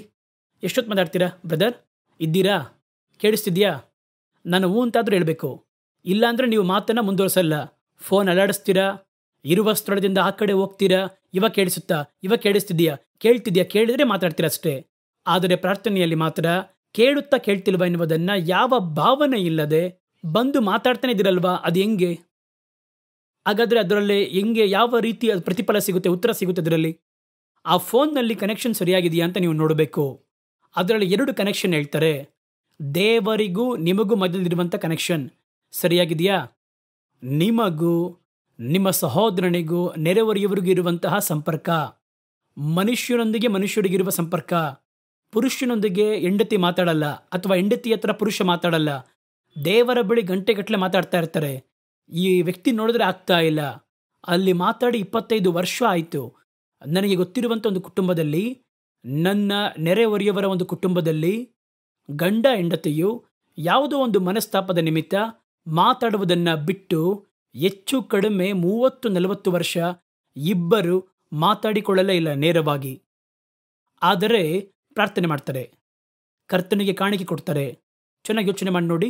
ಸತ್ಯವತೆ ಹೇಳುತ್ತದೆ, ನೆರೆಹೊರೆಯವನ ಮೇಲೆ ತಪ್ಪಿದ್ದರೆ ಮೊದಲು ಅದನ್ನು ಕರೆಕ್ಟ್ ಮಾಡಿ ಅನಂತರ ಕಾಣಿಕೆ ಹಾಕು ಎಂಬುದಾಗಿ ವಾಕ್ಯ ಹೇಳುತ್ತಲ್ವಾ? ಹಾಗಾದರೆ ಹೆಂಗೆ ಸ್ವೀಕರಿಸಲಾಗುತ್ತೆ? ಅತ್ತೆ ಮಾವನೊಂದಿಗೆ ಇಷ್ಟ ಆಗಲ್ಲ, ಆ ಗಂಡನನ್ನು ಕಂಡ್ರೆ ಇಷ್ಟ ಆಗಲ್ಲ, ತಂದೆ ತಾಯಿ ಇಷ್ಟ ಆಗಲ್ಲ, ಒಂದು ಸಮಾಧಾನವಿಲ್ಲದ ಜೀವಿತ, ಇವೆಲ್ಲವನ್ನು ಇಟ್ಕೊಂಡು ನಾವು ಹೆಂಗೆ ಹೋಗೋಕ್ಕೆ ಸಾಧ್ಯ? ಹಾಗಾದರೆ ಸ್ತೋತ್ರ ಮಾಡುವುದಕ್ಕಿಂತ ಮುಂಚೆ ಇವೆಲ್ಲವನ್ನು ಗಮನಿಸಿ ನೋಡಬೇಕು ಎಂಬುದಾಗಿ ಸತ್ಯವೇದ ಹೇಳುತ್ತದೆ. ದೇವರನ್ನು ಸ್ತೋತ್ರ ಮಾಡುವ ಸ್ತೋತ್ರಗಳಲ್ಲಿ ಪ್ರಧಾನವಾಗಿ ಒಂದು ಕಾರ್ಯವನ್ನು ನಿಮಗೆ ಹೇಳ್ತೀನಿ, ಇದನ್ನು ಮನಸ್ಸಲ್ಲಿ ಇಟ್ಕೊಳ್ಳಿ. ಇದು ನನ್ನ ಪರ್ಸನಲ್ ಆಗಿರುವ, ನಾನು ದೇವರಿಂದ ಕಲಿಸಲ್ಪಟ್ಟಂಥ ಒಂದು ಕಾರ್ಯ. ದೇವರಿಗೆ ಸ್ತೋತ್ರ ಮಾಡುವ ಸ್ತೋತ್ರದಲ್ಲಿ ಬಯಕೆ ಮಾತ್ರ ಇಟ್ಕೋಬೇಡಿ. ಕರ್ತನಿಗೆ ಸ್ತೋತ್ರ ಮಾಡಿದ್ರೆ ಇದು ಸಿಗುತ್ತೆ, ಅದಕ್ಕಾಗಿ ಸ್ತೋತ್ರ ಮಾಡ್ತೀನಿ, ಆ ರೀತಿ ಸ್ತೋತ್ರ ಮಾಡಿದರೆ ಅದು ಮುಖಸ್ತುತಿ. ಮುಖಸ್ತುತಿಗೂ ಸ್ತೋತ್ರಕ್ಕೂ ವ್ಯತ್ಯಾಸವಿದೆ. ಒಂದನ್ನು ಬಯಸಿ ಸ್ತೋತ್ರ ಮಾಡಿದರೆ, ಸ್ವಲ್ಪ ಕಾಲಕ್ಕಿಂತ ಮುಂಚಿತವಾಗಿ ಅಮೆರಿಕ ದೇಶದಿಂದ ಬಂದಂತಹ ಒಂದು ಉಪದೇಶ, ಸ್ತೋತ್ರ ಎನ್ನುವುದು ಎಲ್ಲ ಸಮಸ್ಯೆಗೂ ಪರಿಹಾರ. ಒಂದು ಕೈ ಇವಾಗ ಬಂದು ಬಗೆಹರಿಲಿಲ್ವಾ, ಶರೀರದಲ್ಲಿ ಸೌಖ್ಯ ಇಲ್ವಾ, ತಕ್ಷಣ ಕೈ ಮೇಲಿಟ್ಟು ಸ್ತೋತ್ರ ಮಾಡ್ತೀನಿ, ಸ್ತೋತ್ರ ಮಾಡ್ತೀನಿ, ಸ್ತೋತ್ರ ಮಾಡ್ತಾನೇ ಇರಿ. ಕರ್ತನೆ ನನ್ನ ಕೈ ಕತ್ತರಿಸಲ್ಪಟ್ಟದಕ್ಕಾಗಿ ಸ್ತೋತ್ರ, ಕರ್ತನ ಕೈಗಳು ಈಗ ಒಡೆಯಲ್ಪಟ್ಟದಕ್ಕೋಸ್ಕರವಾಗಿ ಸ್ತೋತ್ರ, ಮಡಚಲ್ಪಟ್ಟದಕ್ಕೆ ಸ್ತೋತ್ರ. ಆ ರೀತಿ ಕರ್ತನಿಗೆ ಸ್ತೋತ್ರ ಮಾಡ್ರಿ. ಸ್ತೋತ್ರ ಮಾಡಿ ಕೈ ಆಡಿಸಿ ನೋಡಿ, ಕೈ ಕೆಲಸ ಮಾಡುತ್ತೆ. ಕೆಲಸ ಮಾಡ್ಬೋದು. ಆದರೂ ನಿಮ್ಮ ಸ್ತೋತ್ರ ಆರೋಗ್ಯವಿಲ್ಲದ ಒಂದು ಸ್ತುತಿ. ಒಬ್ಬರನ್ನ ಬಯಸಿ ಒಬ್ಬರನ್ನ ಪ್ರೈಸ್ ಮಾಡಿದ್ರೆ ಅದರ ಹೆಸರು ಮುಖಸ್ತುತಿ. ಮುಖಸ್ತುತಿಗೂ ಸ್ತೋತ್ರಕ್ಕೂ ವ್ಯತ್ಯಾಸವಿದೆ. ಸ್ತೋತ್ರ ಮಾಡುವುದು ನಮ್ಮ ಕರ್ತವ್ಯ. ಸ್ತೋತ್ರ ಮಾಡಬೇಕು ದೇವರನ್ನ. ಯಾಕಂದರೆ ಕರ್ತನಿಂದ ಉಂಟು ಮಾಡಲ್ಪಟ್ಟ ಎಲ್ಲವೂ ಕರ್ತನನ್ನು ಸ್ತೋತ್ರ ಮಾಡಬೇಕೆನ್ನುವುದು ದೇವರಿಂದ ನೇಮಿಸಲ್ಪಟ್ಟ ನಿಯಮ. ಅದು ಭೂಮಿಯಾಗಿದ್ದರು, ಸೂರ್ಯನಾಗಿದ್ದರು, ಚಂದ್ರನಾಗಿದ್ದರು, ನಕ್ಷತ್ರಗಳಾಗಿದ್ದರು, ಸಮುದ್ರವಾಗಿದ್ದರು, ಬೆಟ್ಟವಾಗಿದ್ದರು, ಗಾಳಿಯಾಗಿದ್ದರು, ಎಲ್ಲವೂ ಕರ್ತನಿಗೆ ಸ್ತೋತ್ರ ಮಾಡಬೇಕು. ಕರ್ತನ ಮಾತಿನಂತೆ ಮಾಡುವಂತಹ ಗಾಳಿಯೇ ಅವರನ್ನು ಸ್ತೋತ್ರ ಮಾಡ್ರಿ ಎಂಬುದಾಗಿ ಬರೆಯಲ್ಪಟ್ಟಿದೆ ಅಲ್ವಾ? ಹಾಗಾಗಿ ಇದನ್ನು ನೀವು ಯಾವ ರೀತಿ ಮಾರ್ಪಡಿಸ್ತೀರಾ? ಬಹಳ ಕಡೆ ಹೇಳಿಕೊಟ್ರು, ನೀವು ಸ್ತೋತ್ರ ಮಾಡಿದ್ರೆ ಸರಿ ಹೋಗುತ್ತೆ. ಹಾಗಾದರೆ ಸರಿ ಹೋಗುವುದಕ್ಕೆ ಸ್ತೋತ್ರ ಮಾಡುವುದು ಅಂತ. ಅದು ಆರೋಗ್ಯವಿಲ್ಲದ ಸ್ತೋತ್ರ. ಬಂದು ದೇವರ ಬಳಿಯಲ್ಲಿ ಸ್ವಲ್ಪ ಹೊತ್ತು ಸ್ತೋತ್ರ ಮಾಡಿದ್ರೆ ಸರಿಯಾಗಿ ಹೋಗುತ್ತೆ ನಮ್ಮ ಸಮಸ್ಯೆ. ಕರ್ತನ ನಮಗಿರುವಂತಹ ಸಾಲಕ್ಕೋಸ್ಕರವಾಗಿ ಸ್ತೋತ್ರ ಸ್ತೋತ್ರ, ಕರ್ತನ ನಮ್ಮ ಸಾಲವನ್ನು ಮಾರ್ಪಡಿಸುವುದಕ್ಕೆ ಸ್ತೋತ್ರ ಸ್ತೋತ್ರ ಎಂಬುದಾಗಿ ಸ್ತೋತ್ರದಲ್ಲಿ ಮಾತ್ರ ನೀವು ಬಯಸುವುದನ್ನಿಟ್ಟು ಸ್ತೋತ್ರ ಮಾಡಬೇಡಿ. ನಿಮ್ಮ ಪ್ರಾರ್ಥನೆಯಲ್ಲಿ ನೀವು ಬಯಕೆಯನ್ನಿಟ್ಟು ಪ್ರಾರ್ಥನೆ ಮಾಡಬಹುದು, ಅದು ತಪ್ಪಲ್ಲ. ಆದರೆ ಸ್ತೋತ್ರದಲ್ಲಿ ಆ ರೀತಿ ಮಾಡಬೇಡಿ. ಆ ರೀತಿ ಮಾಡಿದರೆ ಅದರ ಹೆಸರು ಮುಖಸ್ತುತಿ. ಒಬ್ಬ ವ್ಯಕ್ತಿಯ ಬಳಿ ₹100 ಸಾಲ ಪಡೆಸೋಳಗೆ ಎಷ್ಟು ಮುಖಸ್ತುತಿ ಮಾಡುತ್ತೇವೆ. ಕೆಲವು ಕಡೆ ನೋಡ್ತೀವಿ, ಭಿಕ್ಷೆ ಬೇಡಿ ಊಟ ಮಾಡುವವರು ಇರ್ತಾರೆ ನೋಡಿ, ಅವ್ರನ್ನ ನೋಡಿ ಯಾರಂತಾನೆ ಗೊತ್ತಿರಲ್ಲ, ಪ್ರಭು, ಧರ್ಮದೊರೆ, ಅವರು ಇವ್ರಂತ ಹೇಳ್ತಾನೆ, ಯಾರಂತಾನೆ ಗೊತ್ತಿರಲ್ಲ. ಮತ್ತೊಬ್ಬರ ಬಳಿ ದಯೆ ದೊರಕಿ ಜೀವಿಸುವವ್ರನ್ನ ನೋಡಿ, ಅವರು ಇವ್ರು ಯಾರು ಅಂತಾನೆ ಗೊತ್ತಿರಲ್ಲ. ನಾವು ನಮ್ಮನ್ನ ಧರ್ಮಪ್ರಭು ಅಂತ ಕರೀತಾರೆ, ದಯಾಳ ಪ್ರಭು ಅಂತ ಕರೀತಾರೆ, ದೇವರಿಗೆ ಸಮವಾಗಿ ಮಾತಾಡ್ತಾರೆ. ಯಾಕೆ ಅಂದರೆ ಮನಪೂರ್ವಕವಾಗಿ ಮಾತಾಡಲ್ಲ. ನಾವು ಈ ರೀತಿ ಮಾತಾಡಿದ್ರೆ ಸಂತೋಷಪಟ್ಟು ಏನಾದರೂ ಒಂದು ಹಣ ಕೊಡೋಣ, ಅವರಿಗೆ ಸಹಾಯ ಮಾಡೋಣ. ಹಾಗಾದರೆ ಈ ಸಹಾಯವನ್ನು ಬಯಸಿ ಅವರು ಸ್ತೋತ್ರ ಮಾಡ್ತಾರಲ್ವಾ, ಪ್ರೈಸ್ ಮಾಡ್ತಾರಲ್ವಾ, ಅದಕ್ಕೆ ಹೆಸರು ಮುಖಸ್ತುತಿ. ಮುಖಸ್ತುತಿ. ಕೆಲವು ಕಾರ್ಯ ನಡಿಬೇಕು ಅಂತ ಹೇಳಿದ್ರೆ ಹಂಗೆ ಮಾತಾಡ್ತಾರೆ. ನಿಮ್ಮ ಹಾಗೆ ಉಂಟಾ ಬದರ್, ನಿಮ್ಮ ಥರ ಇರ್ತಾರ, ಹಂಗಿರುತ್ತಾ ಹಿಂಗಿರುತ್ತಾ ಅಂತ ಮಾತಾಡ್ತಾರೆ. ಕೆಲವರು ಎಲ್ಲ ಮೀರಿ ಕೂಡ ಮಾತಾಡ್ತಾರೆ. ಎಲ್ಲದೂ ನಮಗೆ ಚೆನ್ನಾಗಿ ಗೊತ್ತು. ನಮ್ಮ ಕುರಿತು ಹೊಗಳಿ ಹೊಗಳಿ ಮಾತಾಡ್ತಾರೆ ತಮ್ಮ ಕಾರ್ಯವನ್ನು ಸಾಧಿಸಿಕೊಳ್ಳುವುದಕ್ಕೋಸ್ಕರವಾಗಿ.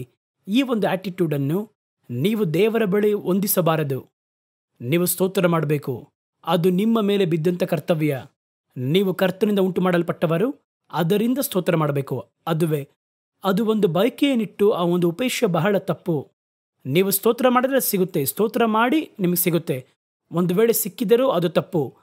ಆ ಸ್ತೋತ್ರ ಫಲವಿಲ್ಲದೆ ಹೋಗುತ್ತದೆ. ಸ್ತೋತ್ರ ಮಾಡಿದ್ರಿಂದ ಬಿಡುಗಡೆ ಆಗುತ್ತೆ ಅಂತ ಯಾಕೆ ಸ್ತೋತ್ರ ಮಾಡ್ತೀರಾ? ಸ್ತೋತ್ರ ಮಾಡುವುದು ನಿಮ್ಮ ಕರ್ತವ್ಯ. ನೀವು ದೇವರನ್ನ ಸ್ತೋತ್ರ ಮಾಡಬೇಕು. ಅದುವೇ ಸತ್ಯವೇದ ಹೇಳುತ್ತದೆ. ಯಾರು ಅವರನ್ನ ಸ್ತೋತ್ರ ಮಾಡಬೇಕು? ಯಾರು ಅವರನ್ನ ಸ್ತೋತ್ರ ಮಾಡಲು ಸಾಧ್ಯ? ಎಲ್ಲರೂ ಸ್ತೋತ್ರ ಮಾಡಕ್ಕೆ ಸಾಧ್ಯನಾ? ಎಲ್ಲ ನಕ್ಷತ್ರಗಳು ಸ್ತೋತ್ರ ಮಾಡಕ್ಕೆ ಸಾಧ್ಯ? ಎಲ್ಲ ಗ್ರಹಗಳು ಸ್ತೋತ್ರ ಮಾಡಕ್ಕೆ ಸಾಧ್ಯ? ಎಲ್ಲ ಮರಗಳು ಸ್ತೋತ್ರ ಮಾಡಕ್ಕೆ ಸಾಧ್ಯ? ಎಲ್ಲ ಸಮುದ್ರಗಳು ದೇವರಿಗೆ ಸ್ತೋತ್ರ ಮಾಡಕ್ಕೆ ಸಾಧ್ಯ? ಎಲ್ಲ ಗಾಳಿಯು ಸ್ತೋತ್ರ ಮಾಡಕ್ಕೆ ಸಾಧ್ಯ? ಆದರೆ ಎಲ್ಲ ಮನುಷ್ಯರು ಸ್ತೋತ್ರ ಮಾಡೋಕ್ಕಾಗಲ್ಲ. ಏಕೆಂದರೆ ಮನುಷ್ಯರಲ್ಲಿ ಮಾತ್ರವೇ ಪಾಪ ಪ್ರವೇಶ ಮಾಡಿದೆ. ಮನುಷ್ಯರಲ್ಲಿ ಮಾತ್ರವೇ ರಕ್ಷಣೆಯೂ ಪ್ರವೇಶ ಮಾಡಿದೆ. ಹಾಗಾಗಿ ಮನುಷ್ಯರಲ್ಲಿ ಒಳ್ಳೆಯವರು, ದೇವರಿಗೆ ಸೀಮಿತವಾದವರು, ರಕ್ಷಣೆ ಹೊಂದಿದವರೂ ಇದ್ದಾರೆ, ಪಾಪದಲ್ಲಿರುವವರೂ ಇದ್ದಾರೆ, ಎಲ್ಲ ಎರಡರಲ್ಲೂ ಬೆರೆಯಲ್ಪಟ್ಟವರು ಇದ್ದಾರೆ. ಹಾಗಾದರೆ ಇದರಲ್ಲಿ ಮಾತ್ರ ಯಾರು ಸ್ತೋತ್ರ ಮಾಡಬೇಕು ಎನ್ನುವ ಒಂದು ನಿರ್ಬಂಧ ಬರುತ್ತದೆ. ಮತ್ತು ಉಳಿದದಕ್ಕೆ ಯಾವುದಕ್ಕೂ ಬರಲಿಲ್ಲ. ಕರ್ತನಿಂದ ಉಂಟು ಮಾಡಲ್ಪಟ್ಟದ್ದೆಲ್ಲ ಕರ್ತನಿಗೆ ಸ್ತೋತ್ರ ಮಾಡುತ್ತೆ. ಸತ್ಯವೇದ ಹಂಗೆ ಹೇಳುತ್ತೆ. ಒಂದು ವೇಳೆ ನಮಗದು ಅರ್ಥವಾಗದೆ ನಮಗೆ ಕೇಳೋದಿಲ್ಲ, ಶ್ವಾಸವಿರುವುದೆಲ್ಲವೂ ಕರ್ತನನ್ನು ಸ್ತುತಿಸಲಿ. ಒಂದು ಗಾಳಿ ದೇವರನ್ನ ಸ್ತೋತ್ರ ಮಾಡುವ ಕೀರ್ತನೆಯಲ್ಲಿ ಬರೆದಿಟ್ಟಿದ್ದಾರೆ. ಆದರೆ ಅದು ಎಲ್ಲ ಗಾಳಿ ಸ್ತೋತ್ರ ಮಾಡಬಹುದು. ಬಿರುಗಾಳಿ, ಸುಂಟರಗಾಳಿ ಎಲ್ಲ ಸ್ತೋತ್ರ ಮಾಡಬಹುದು. ಆದರೆ ಎಲ್ಲ ಮನುಷ್ಯರು ಸ್ತೋತ್ರ ಮಾಡೋಕ್ಕಾಗಲ್ಲ. ಮನುಷ್ಯರಲ್ಲಿ ಒಳ್ಳೆಯವರೂ ಇದ್ದಾರೆ, ಕೆಟ್ಟವರೂ ಇದ್ದಾರೆ, ರಕ್ಷಣೆ ಹೊಂದಿದವರು ಇದ್ದಾರೆ, ಪಾಪದಲ್ಲಿ ಮುಳುಗಿದವರು ಕೂಡ ಇದ್ದಾರೆ. ಹಾಗಾದರೆ ಲಾಭಕ್ಕಾಗಿ ಸ್ತೋತ್ರ ಮಾಡುವವರು ಇದ್ದಾರೆ, ತಮ್ಮ ಕಾರ್ಯಗಳು ಆಗುವುದಕ್ಕಾಗಿ ಇರುವವರು ಇದ್ದಾರೆ, ನಿಜವಾಗಿ ಸ್ತೋತ್ರ ಮಾಡುವವರು ಇದ್ದಾರೆ. ಹಾಗಾದ್ರೆ ಇದರಿಂದ ಸ್ತೋತ್ರ ಮಾಡುವ ಮನುಷ್ಯರು ಯಾರೆಲ್ಲ ಕರ್ತನಿಗೆ ಸ್ತೋತ್ರ ಮಾಡಕ್ಕೆ ಸಾಧ್ಯ? ಯಾರ ಸ್ತೋತ್ರ ಪರಲೋಕಕ್ಕೆ ಹೋಗಿ ಸೇರುತ್ತದೆ? ಅದರ ಕುರಿತು ಸತ್ಯವೇದ ಏನು ಹೇಳುತ್ತೆ ನೋಡಿ. ಮೊದಲ ಕಾರ್ಯ, ಕರ್ತನಿಂದ ರಕ್ಷಿಸಲ್ಪಟ್ಟವರು ಕರ್ತನನ್ನ ಸ್ತೋತ್ರ ಮಾಡಬೇಕು. ಮೊದಲು ನೀವು ಕರ್ತನಿಗೆ ಸ್ತೋತ್ರ ಮಾಡುವ ಯೋಗ್ಯತೆ ನಿಮಗೆ ರಕ್ಷಣೆಯಿಂದಲೇ ಉಂಟಾಗಿದೆ. ನೀವು ಮೊದಲು ರಕ್ಷಿಸಲ್ಪಡಬೇಕು. ಯಾರಾದರೂ ಒಬ್ಬರು ಸುಮ್ಮನೆ ಏನೋ ತಾನೋ ಅಂತ ಬಂದು ನೀವು ದೇವರನ್ನರಿಯದೆ, ಕ್ರಿಸ್ತನನ್ನರಿಯದೆ, ರಕ್ಷಿಸಲ್ಪಡದೆ ಇರುವ ಪಕ್ಷದಲ್ಲಿ ಬೇರೆ ದೇವರುಗಳನ್ನು ಆರಾಧನೆ ಮಾಡಿಕೊಂಡು ಬೇರೆ ವಿಧವಾಗಿರುವ ಅಭ್ಯಾಸದಲ್ಲಿರುವ ಪಕ್ಷದಲ್ಲಿ ನಿಮಗೊಂದು ಸಮಸ್ಯೆ ಇದೆ ಅಂತ ನೋಡಿ ನಿಮ್ಮ ಸ್ನೇಹಿತರು ಬಂದು ನಾವು ಹೇಳುವ ದೇವರನ್ನು, ಯೇಸುವಿನ ಸ್ತೋತ್ರ ಮಾಡಿ ನೋಡಿ, ಸ್ತೋತ್ರ ಮಾಡಿ ನೋಡಿ, ಅವರು ಅದ್ಭುತ ಮಾಡ್ತಾರೆ, ಅಥವಾ ನೀವು ಅವರಿಗೆ ಸ್ತೋತ್ರವನ್ನ ಮಾಡಿ ಅಂತ ಹೇಳಿದ್ರೆ ಆ ಸ್ತೋತ್ರಗಳನ್ನು ದೇವರು ತಕ್ಷಣ ಸ್ವೀಕರಿಸುವುದಿಲ್ಲ. ಯಾಕೆ ಆ ರೀತಿ ಅಂತ ಹೇಳಿದ್ರೆ, ಇವರು ಬಂದು ಸ್ತೋತ್ರ ಮಾಡುವ ಸ್ತೋತ್ರ ಒಂದು ಬಯಕೆಗೆ ಸೀಮಿತವಾದದ್ದು. ಒಂದು, ಎರಡನೇದಾಗಿ ದೇವರಿಗೆ ಸಲ್ಲಿಸುವಂತಹ ಬಲಿ. ಸ್ತೋತ್ರ ಎನ್ನುವುದು ಬಲಿ. ಇದನ್ನು ಯಾರು ಸಲ್ಲಿಸಬೇಕೆಂದರೆ ಕರ್ತನಿಂದ, ಕ್ರಿಸ್ತನ ರಕ್ತದಿಂದ ಬಿಡಿಸಲ್ಪಟ್ಟವರು ಅವರೇ ಸ್ತೋತ್ರ ಮಾಡಬೇಕು. ಅವರು ಸ್ತೋತ್ರ ಮಾಡಬಾರ್ದ? ಅವರು ಪ್ರಾರ್ಥನೆ ಮಾಡಬೇಕು. ನೀವು ಅವ್ರ ಬಳಿ ಹೋಗಿ ಹೇಳಿದ್ರೆ ಏನು ಮಾಡಬೇಕಂದ್ರೆ, ನಾನು ಹೇಳುವ ಕರ್ತನು, ದೇವರನ್ನ ನಿಮ್ಮ ಮನಸ್ಸಿನಲ್ಲಿಟ್ಟುಕೊಂಡು ನಿಮ್ಮ ಸಮಸ್ಯೆಗಳನ್ನ ಅವ್ರ ಬಳಿ ಹೇಳಿ ಅಂತ ಹೇಳಬೇಕು. ನೀವು ಅವ್ರಿಗೆ ಹೋಗಿ ಸ್ತೋತ್ರ ಮಾಡಿ ಅಂತ ಹೇಳಬಾರ್ದು. ನೀವು ಸ್ತೋತ್ರ ಮಾಡಿ ನೋಡಿ. ನೀವು ಆರಾಧನೆ ಮಾಡಿ ನೋಡಿ ಅಂತ ಹೇಳಬಾರ್ದು. ಪ್ರಾರ್ಥನೆ ಮಾಡಿ ನೋಡಿ ಅಂತ ಹೇಳಬೇಕು. ಸ್ತೋತ್ರ ಎನ್ನುವುದು ದೇವರ ಮಕ್ಕಳಿಗೆ ಸೀಮಿತವಾದದ್ದು. ಒಂದು ಚಿಕ್ಕ ಪ್ರಶ್ನೆ ಕೇಳ್ತೀನಿ ನೋಡಿ. ದೇವಾಲಯದಲ್ಲಿ ದೇವರನ್ನರಿಯದವರು ಹೋಗಿ ಒಳಗೆ ಬಲಿ ಸಮರ್ಪಣೆ ಮಾಡಕ್ಕೆ ಸಾಧ್ಯನಾ? ಅದು ದೇವರ ಮಕ್ಕಳಿಗೆ ಸೀಮಿತವಾದದ್ದು. ಹಾಗಾದರೆ ಸತ್ಯವೇದ ಹೇಳುತ್ತದೆ, ಕರ್ತನಿಂದ ರಕ್ಷಿಸಲ್ಪಟ್ಟವರು ಕರ್ತನನ್ನು ಸ್ತೋತ್ರ ಮಾಡಬೇಕು. ಮತ್ತೊಬ್ಬರು ಪ್ರಾರ್ಥನೆ ಮಾಡ್ಬೋದು. ಒಂದು ವೇಳೆ ನೀವು ಬೇರೆ ಧರ್ಮಕ್ಕೆ ಸೇರಿದ, ಬೇರೆ ಕುಲಕ್ಕೆ ಸೇರಿದ ಒಬ್ಬರು ದೊಡ್ಡ ಸಮಸ್ಯೆಯಲ್ಲಿ ಇರುವುದನ್ನು ನೀವು ನೋಡ್ತೀರಾ, ಅವರಿಗೆ ನೀವು ಯೇಸುವನ್ನು ಪರಿಚಯ ಮಾಡ್ತೀರಾ, ಅವರು ಇನ್ನೂ ಯೇಸುವನ್ನು ಪರಿಪೂರ್ಣವಾಗಿ ಸ್ವೀಕರಿಸಿಲ್ಲ, ತಕ್ಷಣ ನೀವು ಏನು ಮಾಡಿ ಅವರಿಗೂ ಆರಾಧನೆಯನ್ನು ಮಾಡಿ ಅವರನ್ನು ಸ್ತೋತ್ರ ಮಾಡಿ ಅಂತ ಹೇಳಬಾರ್ದು. ಸ್ತೋತ್ರ ಎನ್ನುವುದು ರಕ್ಷಿಸಲ್ಪಟ್ಟವರು ಮಾಡುವಂಥದ್ದು. ಅವರ ಬಳಿ ಏನು ಹೇಳಬೇಕಂದ್ರೆ, ಕರ್ತನನ್ನು ನೋಡಿ ಪ್ರಾರ್ಥನೆ ಮಾಡಿ ನೋಡಿ, ಕರ್ತನು ನಮಗೆ ಅದ್ಭುತ ಮಾಡುವನು, ಅವ್ರನ್ನ ನಂಬಿ ನೋಡಿ, ಆ ರೀತಿ ಹೇಳಬೇಕು. ಸ್ತೋತ್ರ ಎನ್ನುವುದು ಒಂದು ಆರಾಧನೆ. ಸ್ತೋತ್ರ ಎನ್ನುವುದು ದೇವರಿಗೆ ಸಲ್ಲಿಸುವ ಒಂದು ಬಲಿ. ಹಾಗಾದರೆ ಆ ಬಲಿ ಸಮರ್ಪಣೆ ಯಾರು ಮಾಡಬೇಕಂದ್ರೆ, ಕರ್ತನಿಂದ ರಕ್ಷಿಸಲ್ಪಟ್ಟವರು ಕರ್ತನನ್ನ ಸ್ತೋತ್ರ ಮಾಡಬೇಕು. ಉಳಿದವರು ಪ್ರಾರ್ಥನೆ ಮಾಡಬಹುದು, ದೇವರನ್ನ ನಂಬಬಹುದು. ಕೀರ್ತನೆಗಳು 107ನೇ ಅಧ್ಯಾಯ 1ರಿಂದ ಕೆಲವೊಂದು ವಾಕ್ಯಗಳು ಹೇಳುತ್ತದೆ, ಕರ್ತನನ್ನು ಸ್ತೋತ್ರ ಮಾಡಿರಿ, ಅವರು ಒಳ್ಳೆಯವರು, ಅವರ ಕೃಪೆ ಎಂದೆಂದೂ ಇರುವುದು. ಕರ್ತನಿಂದ ಶತ್ರುವಿನ ಕೈಗೆ ಬಿಡಿಸಿ ರಕ್ಷಿಸಲ್ಪಟ್ಟು ಪೂರ್ವ, ಪಶ್ಚಿಮ, ಉತ್ತರ, ದಕ್ಷಿಣದಲ್ಲಿರುವಂತಹ ಹಲವು ದೇಶಗಳಿಂದ ಕೂಡಿಸಲ್ಪಟ್ಟವರು ಆ ರೀತಿಯಾಗಿ ಹೇಳಲ್ಪಡುವರು. ಯಾರು ದೇವರನ್ನ ಸ್ತೋತ್ರ ಮಾಡಬೇಕಂತೆ? ದೇವರಿಂದ ಕೂಡಿಸಲ್ಪಟ್ಟವರು, ದೇವರಿಂದ ರಕ್ಷಿಸಲ್ಪಟ್ಟವರು, ದೇವರಿಂದ ಕರುವಿಕೆಯನ್ನು ಹೊಂದಿದವರು, ರಕ್ಷಿಸಲ್ಪಟ್ಟವರು ದೇವರನ್ನ ಸ್ತೋತ್ರ ಮಾಡಬೇಕು. ಎರಡನೇದಾಗಿ ಕಡ್ಡಾಯವಾಗಿ ದೇವರನ್ನು ಯಾರು ಸ್ತೋತ್ರ ಮಾಡಬೇಕಂದ್ರೆ, ದೇವರ ಬಳಿಯಿಂದ ಸಹಾಯವನ್ನು ಹೊಂದಿದವರಿದ್ದಾರೆ ನೋಡಿ. ಒಂದು ಒಳಿತನ್ನು ಪಡಕೊಂಡರೆ, ಒಂದು ಸಹಾಯವನ್ನು ಪಡಕೊಂಡರೆ ಕರ್ತನನ್ನು ಖಂಡಿತವಾಗಿ ಸ್ತೋತ್ರ ಮಾಡಲೇಬೇಕು. ಕೃತಜ್ಞತೆ ಹೇಳದಿರುವವನು ಮತ್ತೊಮ್ಮೆ ಕೇಳುವಾಗ ಅವನು ಗಮನಿಸಲ್ಪಡದೆ ಹೋಗುವನು. ಮನುಷ್ಯನ ವಾಡಿಕೆಯಲ್ಲಿ ಹಂಗೆ ಇದೆ. ನೀವು ಎಷ್ಟೊಂದು ಹೆಲ್ಪ್ ಮಾಡಿರ್ತೀರಾ, ಮುಂದಿನ ಬಾರಿ ನಿಮ್ಮನ್ನು ನೋಡ್ದಂಗೆ ಹೋಗ್ತಾರೆ. ಮತ್ತೆ ಬಂದು ನಿಮ್ಮ ಬಳಿ ಅಯ್ಯ ಸ್ವಾಮಿ ಅಂತ ಅವ್ರು ಹೇಳೋದಾದರೆ ಯಾವುದೋ ಒಂದು ಬಯಸ್ತಾರೆ. ನಿಮ್ಮ ಬಳಿ ಬಂದು ಮಾತಾಡಿದ್ರೆ, ನಿಮ್ಮನ್ನು ಪ್ರೈಸ್ ಮಾಡಿದ್ರೆ ಏನೋ ಬಯಸಿ ಮಾಡ್ತಾನೆ.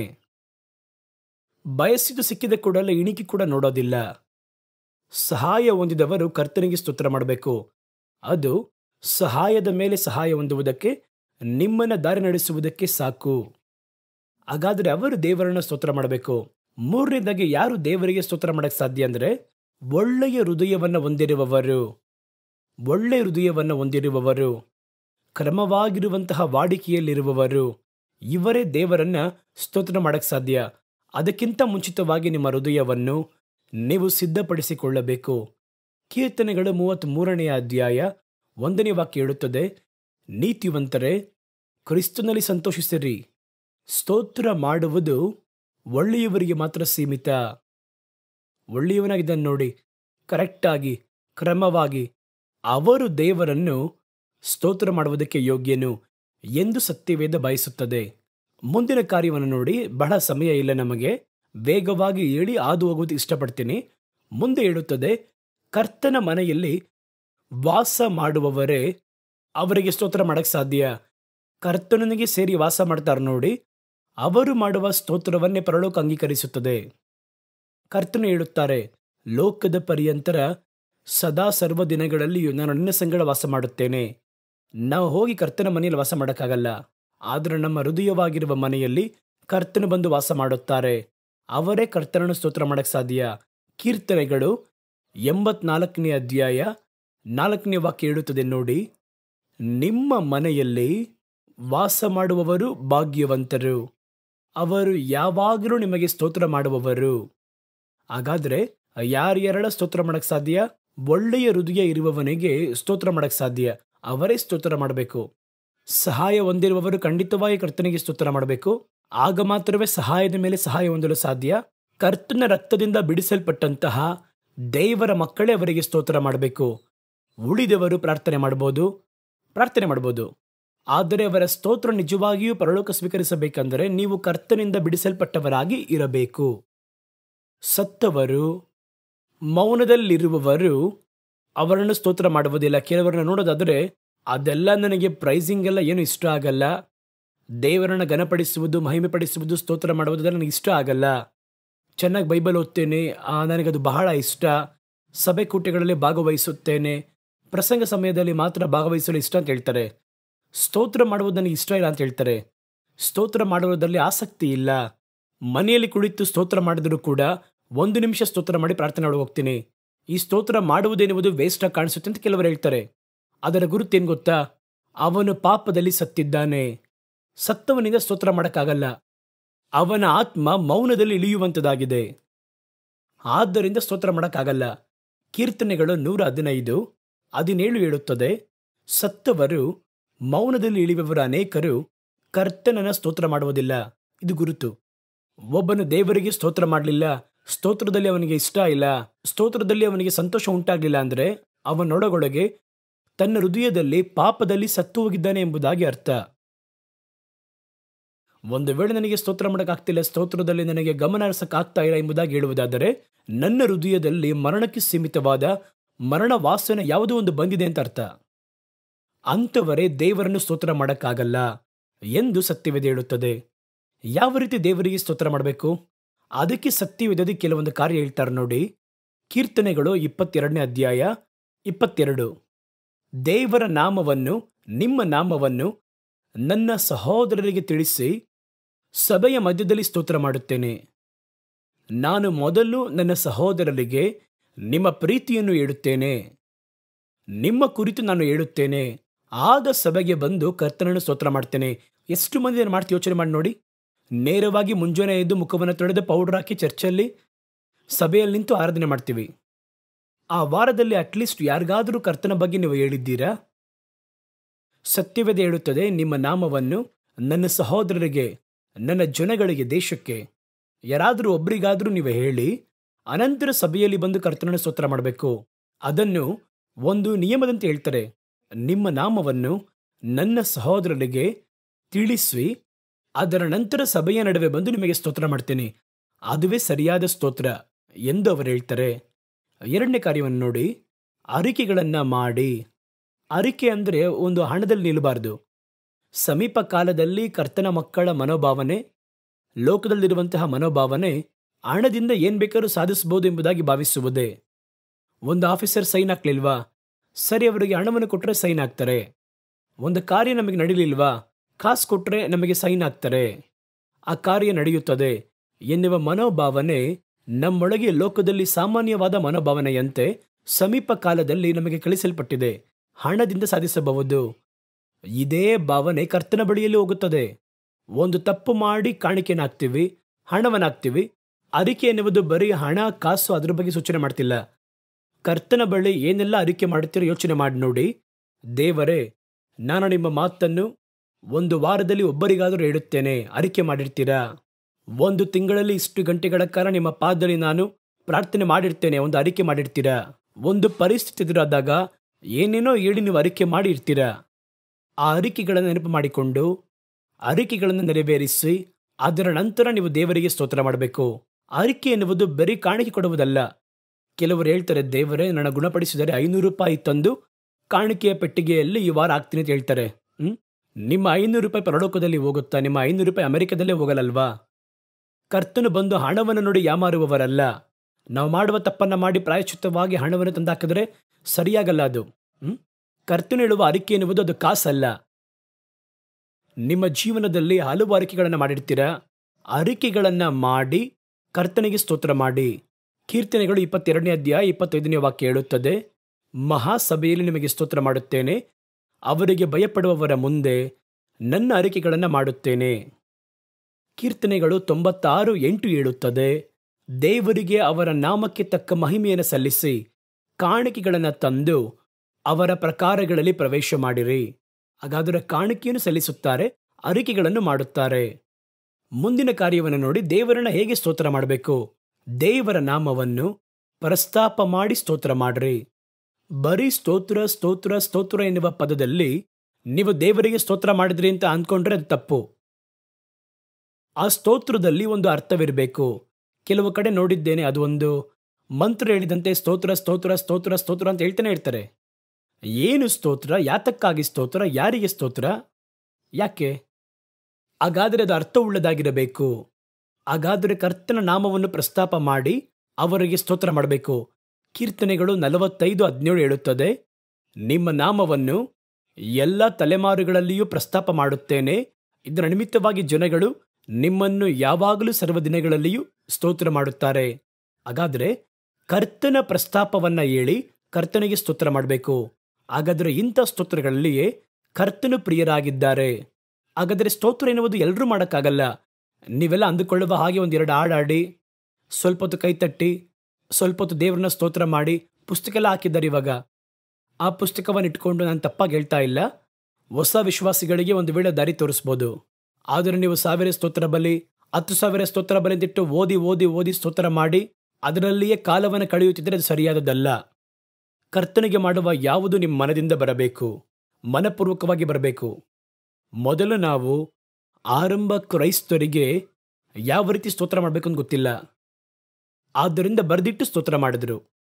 ಒಂದು ಕಾಲದಲ್ಲಿ ಕ್ರೈಸ್ತ ಧರ್ಮ ಭಾರತಕ್ಕೆ ಬಂದಾಗ ವಿದ್ಯಾರ್ಹತೆ ಉಳ್ಳವರು ಬಹಳ ಕಡಿಮೆ. ಅವರಿಗೆ ಸರಿಯಾಗಿ ಪ್ರಾರ್ಥನೆ ಮಾಡಕ್ಕೆ ಬರಲ್ಲ. ಆದ್ದರಿಂದ ಹೆಂಗ್ ಪ್ರಾರ್ಥನೆ ಮಾಡಬೇಕು ಎಂಬುದಾಗಿ ಒಂದು ಫಾರ್ಮೆಟ್ ಹಾಕಿಕೊಟ್ರು. ಈ ಭಾನುವಾರ ಹೆಂಗ್ ಪ್ರಾರ್ಥನೆ ಮಾಡಬೇಕು, ಈ ಕಾರ್ಯಕ್ಕೆ ಹೆಂಗೆ ಪ್ರಾರ್ಥನೆ ಮಾಡಬೇಕು ಅಂತ ಒಂದು ಫಾರ್ಮೆಟ್ ಹಾಕಿಕೊಟ್ರು. ನಾವು ಕರ್ತನಲ್ಲಿ ಬೆಳೆದಿದ್ದೇವೆ. ಈಗಲೂ ಆ ಪ್ರಾರ್ಥನೆ ಪುಸ್ತಕವನ್ನು ಇಟ್ಕೊಂಡು ಅದನ್ನು ಓದುವುದು, ಪ್ರಾರ್ಥನಾ ಪುಸ್ತಕದಲ್ಲಿರುವುದನ್ನು ಗಿಣಿಮರಿಗೆ ಹೇಳುವಂಥದ್ದು, ಸ್ತೋತ್ರ ಬಲಿಗಳಿಗೆ ಪುಸ್ತಕವನ್ನು ಉಪಯೋಗಿಸುವಂಥದ್ದು, ಅದು ಆರಂಭ ಕ್ರೈಸ್ತರಿಗೆ ಸರಿ. ಏನು ಹೇಳಿ ಸ್ತೋತ್ರ ಮಾಡಬೇಕು ಗೊತ್ತಿಲ್ಲ. ಒಂದು ಪ್ಯಾಟರ್ನ್ ಬೇಕು ನಮಗೆ. ಆದರೆ ಯಾವಾಗಲೂ ಅದನ್ನು ಕೈಗೊಳ್ಳುತ್ತಾ ಇರಬಾರದು. ನೀವು ಬೆಳೆಯಲು ಆರಂಭಿಸಿದ ಕೂಡಲೇ ನಿಮ್ಮ ಮನದಲ್ಲಿ ಏನು ಉದ್ಭವ ಆಗಬೇಕು, ನಿಮ್ಮ ಮನದಲ್ಲಿ ದೇವರನ್ನ ಹೆಂಗೆ ನೆನೆಸ್ತಿರೋ ಅದುವೇ ಆತ್ಮಿಕವಾದ ಸ್ತೋತ್ರ. ಅವರು ಎಷ್ಟೋ ದೊಡ್ಡವರು, ಎಷ್ಟೋ ಶಕ್ತನು, ಅದನ್ನು ನೆನೆಸಿ ನೆನೆಸಿ ದೇವರಿಗೆ ಸ್ತೋತ್ರ ಮಾಡ್ತಿರಲ್ವಾ, ಅದುವೇ ನಮಗೆ ಬಹಳ ಮುಖ್ಯವಾದದ್ದು. ಕಡೆಯದಾಗಿ ಒಂದೆರಡು ಕಾರ್ಯವನ್ನು ಹೇಳಿ ನಾನು ಮುಗಿಸುತ್ತೇನೆ. ಬಹಳ ವೇಗವಾಗಿ ಹೇಳ್ತೇನೆ ನಿಮಗೆ. ಅದಕ್ಕಿಂತ ಮುಂಚಿತವಾಗಿ ಮತ್ತೊಂದನ್ನು ಹೇಳ್ತೀನಿ. ಏನು ಗೊತ್ತಾ, ನಿಮ್ಮ ಮಕ್ಕಳಿಗೆ ಕರ್ತನನ್ನು ತಿಳಿಸಿ ಅವರನ್ನು ಸ್ತೋತ್ರ ಮಾಡಬೇಕು. ನೀವು ಮಾತ್ರ ಮಕ್ಕಳನ್ನು ನೋಡಿ ಊಟವನ್ನ ಎತ್ತಿಟ್ಟಿದ್ದೇನೆ, ಊಟ ಮಾಡಿ ಮಲಗು, ಅಮ್ಮ ಚರ್ಚ್ಗೆ ಹೋಗಿ ದೇವರಿಗೆ ಸ್ತೋತ್ರ ಮಾಡೋಗ್ತೀನಿ ಅಂತ ಹೇಳ್ಬಾರ್ದು. ಮೊದಲು ನಿಮ್ಮ ಮಕ್ಕಳಿಗೆ ನೀವು ಹೇಳಿ ಅವರಿಗೆ ಕರ್ತನನ್ನು ಪ್ರಕಟಿಸಿ ಅವರಿಗೆ ಸ್ತೋತ್ರ ಮಾಡಬೇಕು. ಕೀರ್ತನೆಗಳು 78ನೇ ಅಧ್ಯಾಯ 4ನೇ ವಾಕ್ಯ ಹೇಳುತ್ತದೆ, ಹಿಂದೆ ಬರುವ ಸಂತತಿಯ ಮಕ್ಕಳಿಗೆ ನಾವು ಅವುಗಳನ್ನು ಮರೆ ಮಾಡದೆ ಕರ್ತನ ಸ್ತೋತ್ರಗಳನ್ನು, ಅವರ ಬಲವನ್ನು, ಅವರು ಮಾಡಿದ ಅತಿಶಯಗಳನ್ನು ವಿವರಿಸಿ ಹೇಳಿ ದೇವರಿಗೆ ಸ್ತೋತ್ರ ಮಾಡ್ತೀವಿ. ನೋಡಿದ್ರಾ, ಇದು ಬಹಳ ಮುಖ್ಯ. ಕೊನೆಯದಾಗಿ ನಾವು ನೋಡುವುದೇನೆಂದರೆ, ಸ್ತೋತ್ರ ಮಾಡುವುದರಿಂದ ನಮಗೇನು ಸಿಗುತ್ತದೆ, ಸ್ತೋತ್ರದಿಂದ ಯಾವ ಒಳಿತುಂಟಾಗುತ್ತದೆ, ಇದನ್ನ ನೀವು ತಿಳಿದುಕೊಳ್ಳುವುದಕ್ಕೋಸ್ಕರ ಹೇಳ್ತಾ ಇದ್ದೀನಿ. ಇದನ್ನು ಮನಸ್ಸಲ್ಲಿಟ್ಕೊಂಡು ಸ್ತೋತ್ರ ಮಾಡಿದ್ರಿಂದ ಸಿಗುತ್ತೆ ಎಂಬುದಾಗಿ ನೀವು ಆ ಭಾವನೆಯಿಂದ ಸ್ತೋತ್ರ ಮಾಡಬಾರದು. ಸ್ತೋತ್ರ ಎನ್ನುವುದು ಮನದ ಆಳದಿಂದ ಪ್ರಾಕೃತಿಕವಾಗಿ ಹೊರಟು ಬರಬೇಕು.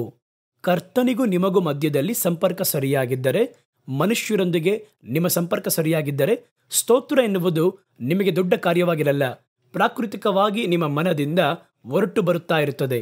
ಇದ್ರೂ ಕೂಡ ಸ್ತೋತ್ರ ಮಾಡುವುದರಿಂದ ಏನು ಸಿಗುತ್ತೆ ಅಂತ ಗೊತ್ತಾಗಬೇಕಲ್ವಾ. ಬಹಳ ವೇಗವಾಗಿ ಹೇಳ್ತೀನಿ, ನಿಮ್ಮ ನಂತರ ಹೋಗಿ ಅದನ್ನು ಸತ್ಯವೇದದಲ್ಲಿ ಹೋಲಿಕೆ ಮಾಡಿ ನೋಡಿ. ಮೊದಲ ಕಾರ್ಯ, ದೇವರ ಕೃಪೆ ಅಧಿಕವಾಗುತ್ತದೆ.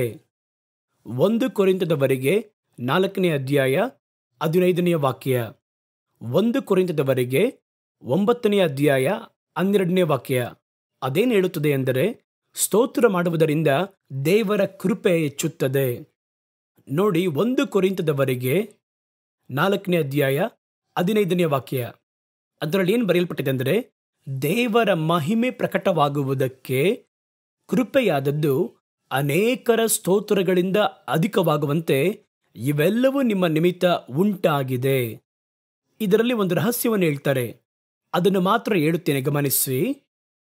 ಯಾಕೆ ನನಗೆ ದೇವರ ಕೃಪೆ ಅಧಿಕರಿಸಬೇಕು? ಕೃಪೆ ಅಂದರೆ ನಿಮಗೆ ಗೊತ್ತು, ಕರ್ತನ ಬಳಿಯಿಂದ ಹೊರಡುವಂತಹ ದಯೆ.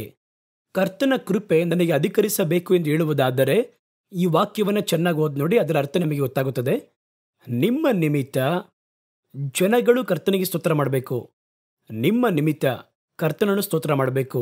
ನಮ್ಮ ಪಾಸ್ಟರ್ನ ನೀವು ಎಬ್ಬಿಸಿದಿರಲ್ಲ, ಅದಕ್ಕಾಗಿ ಸ್ತೋತ್ರ ದೇವರೇ.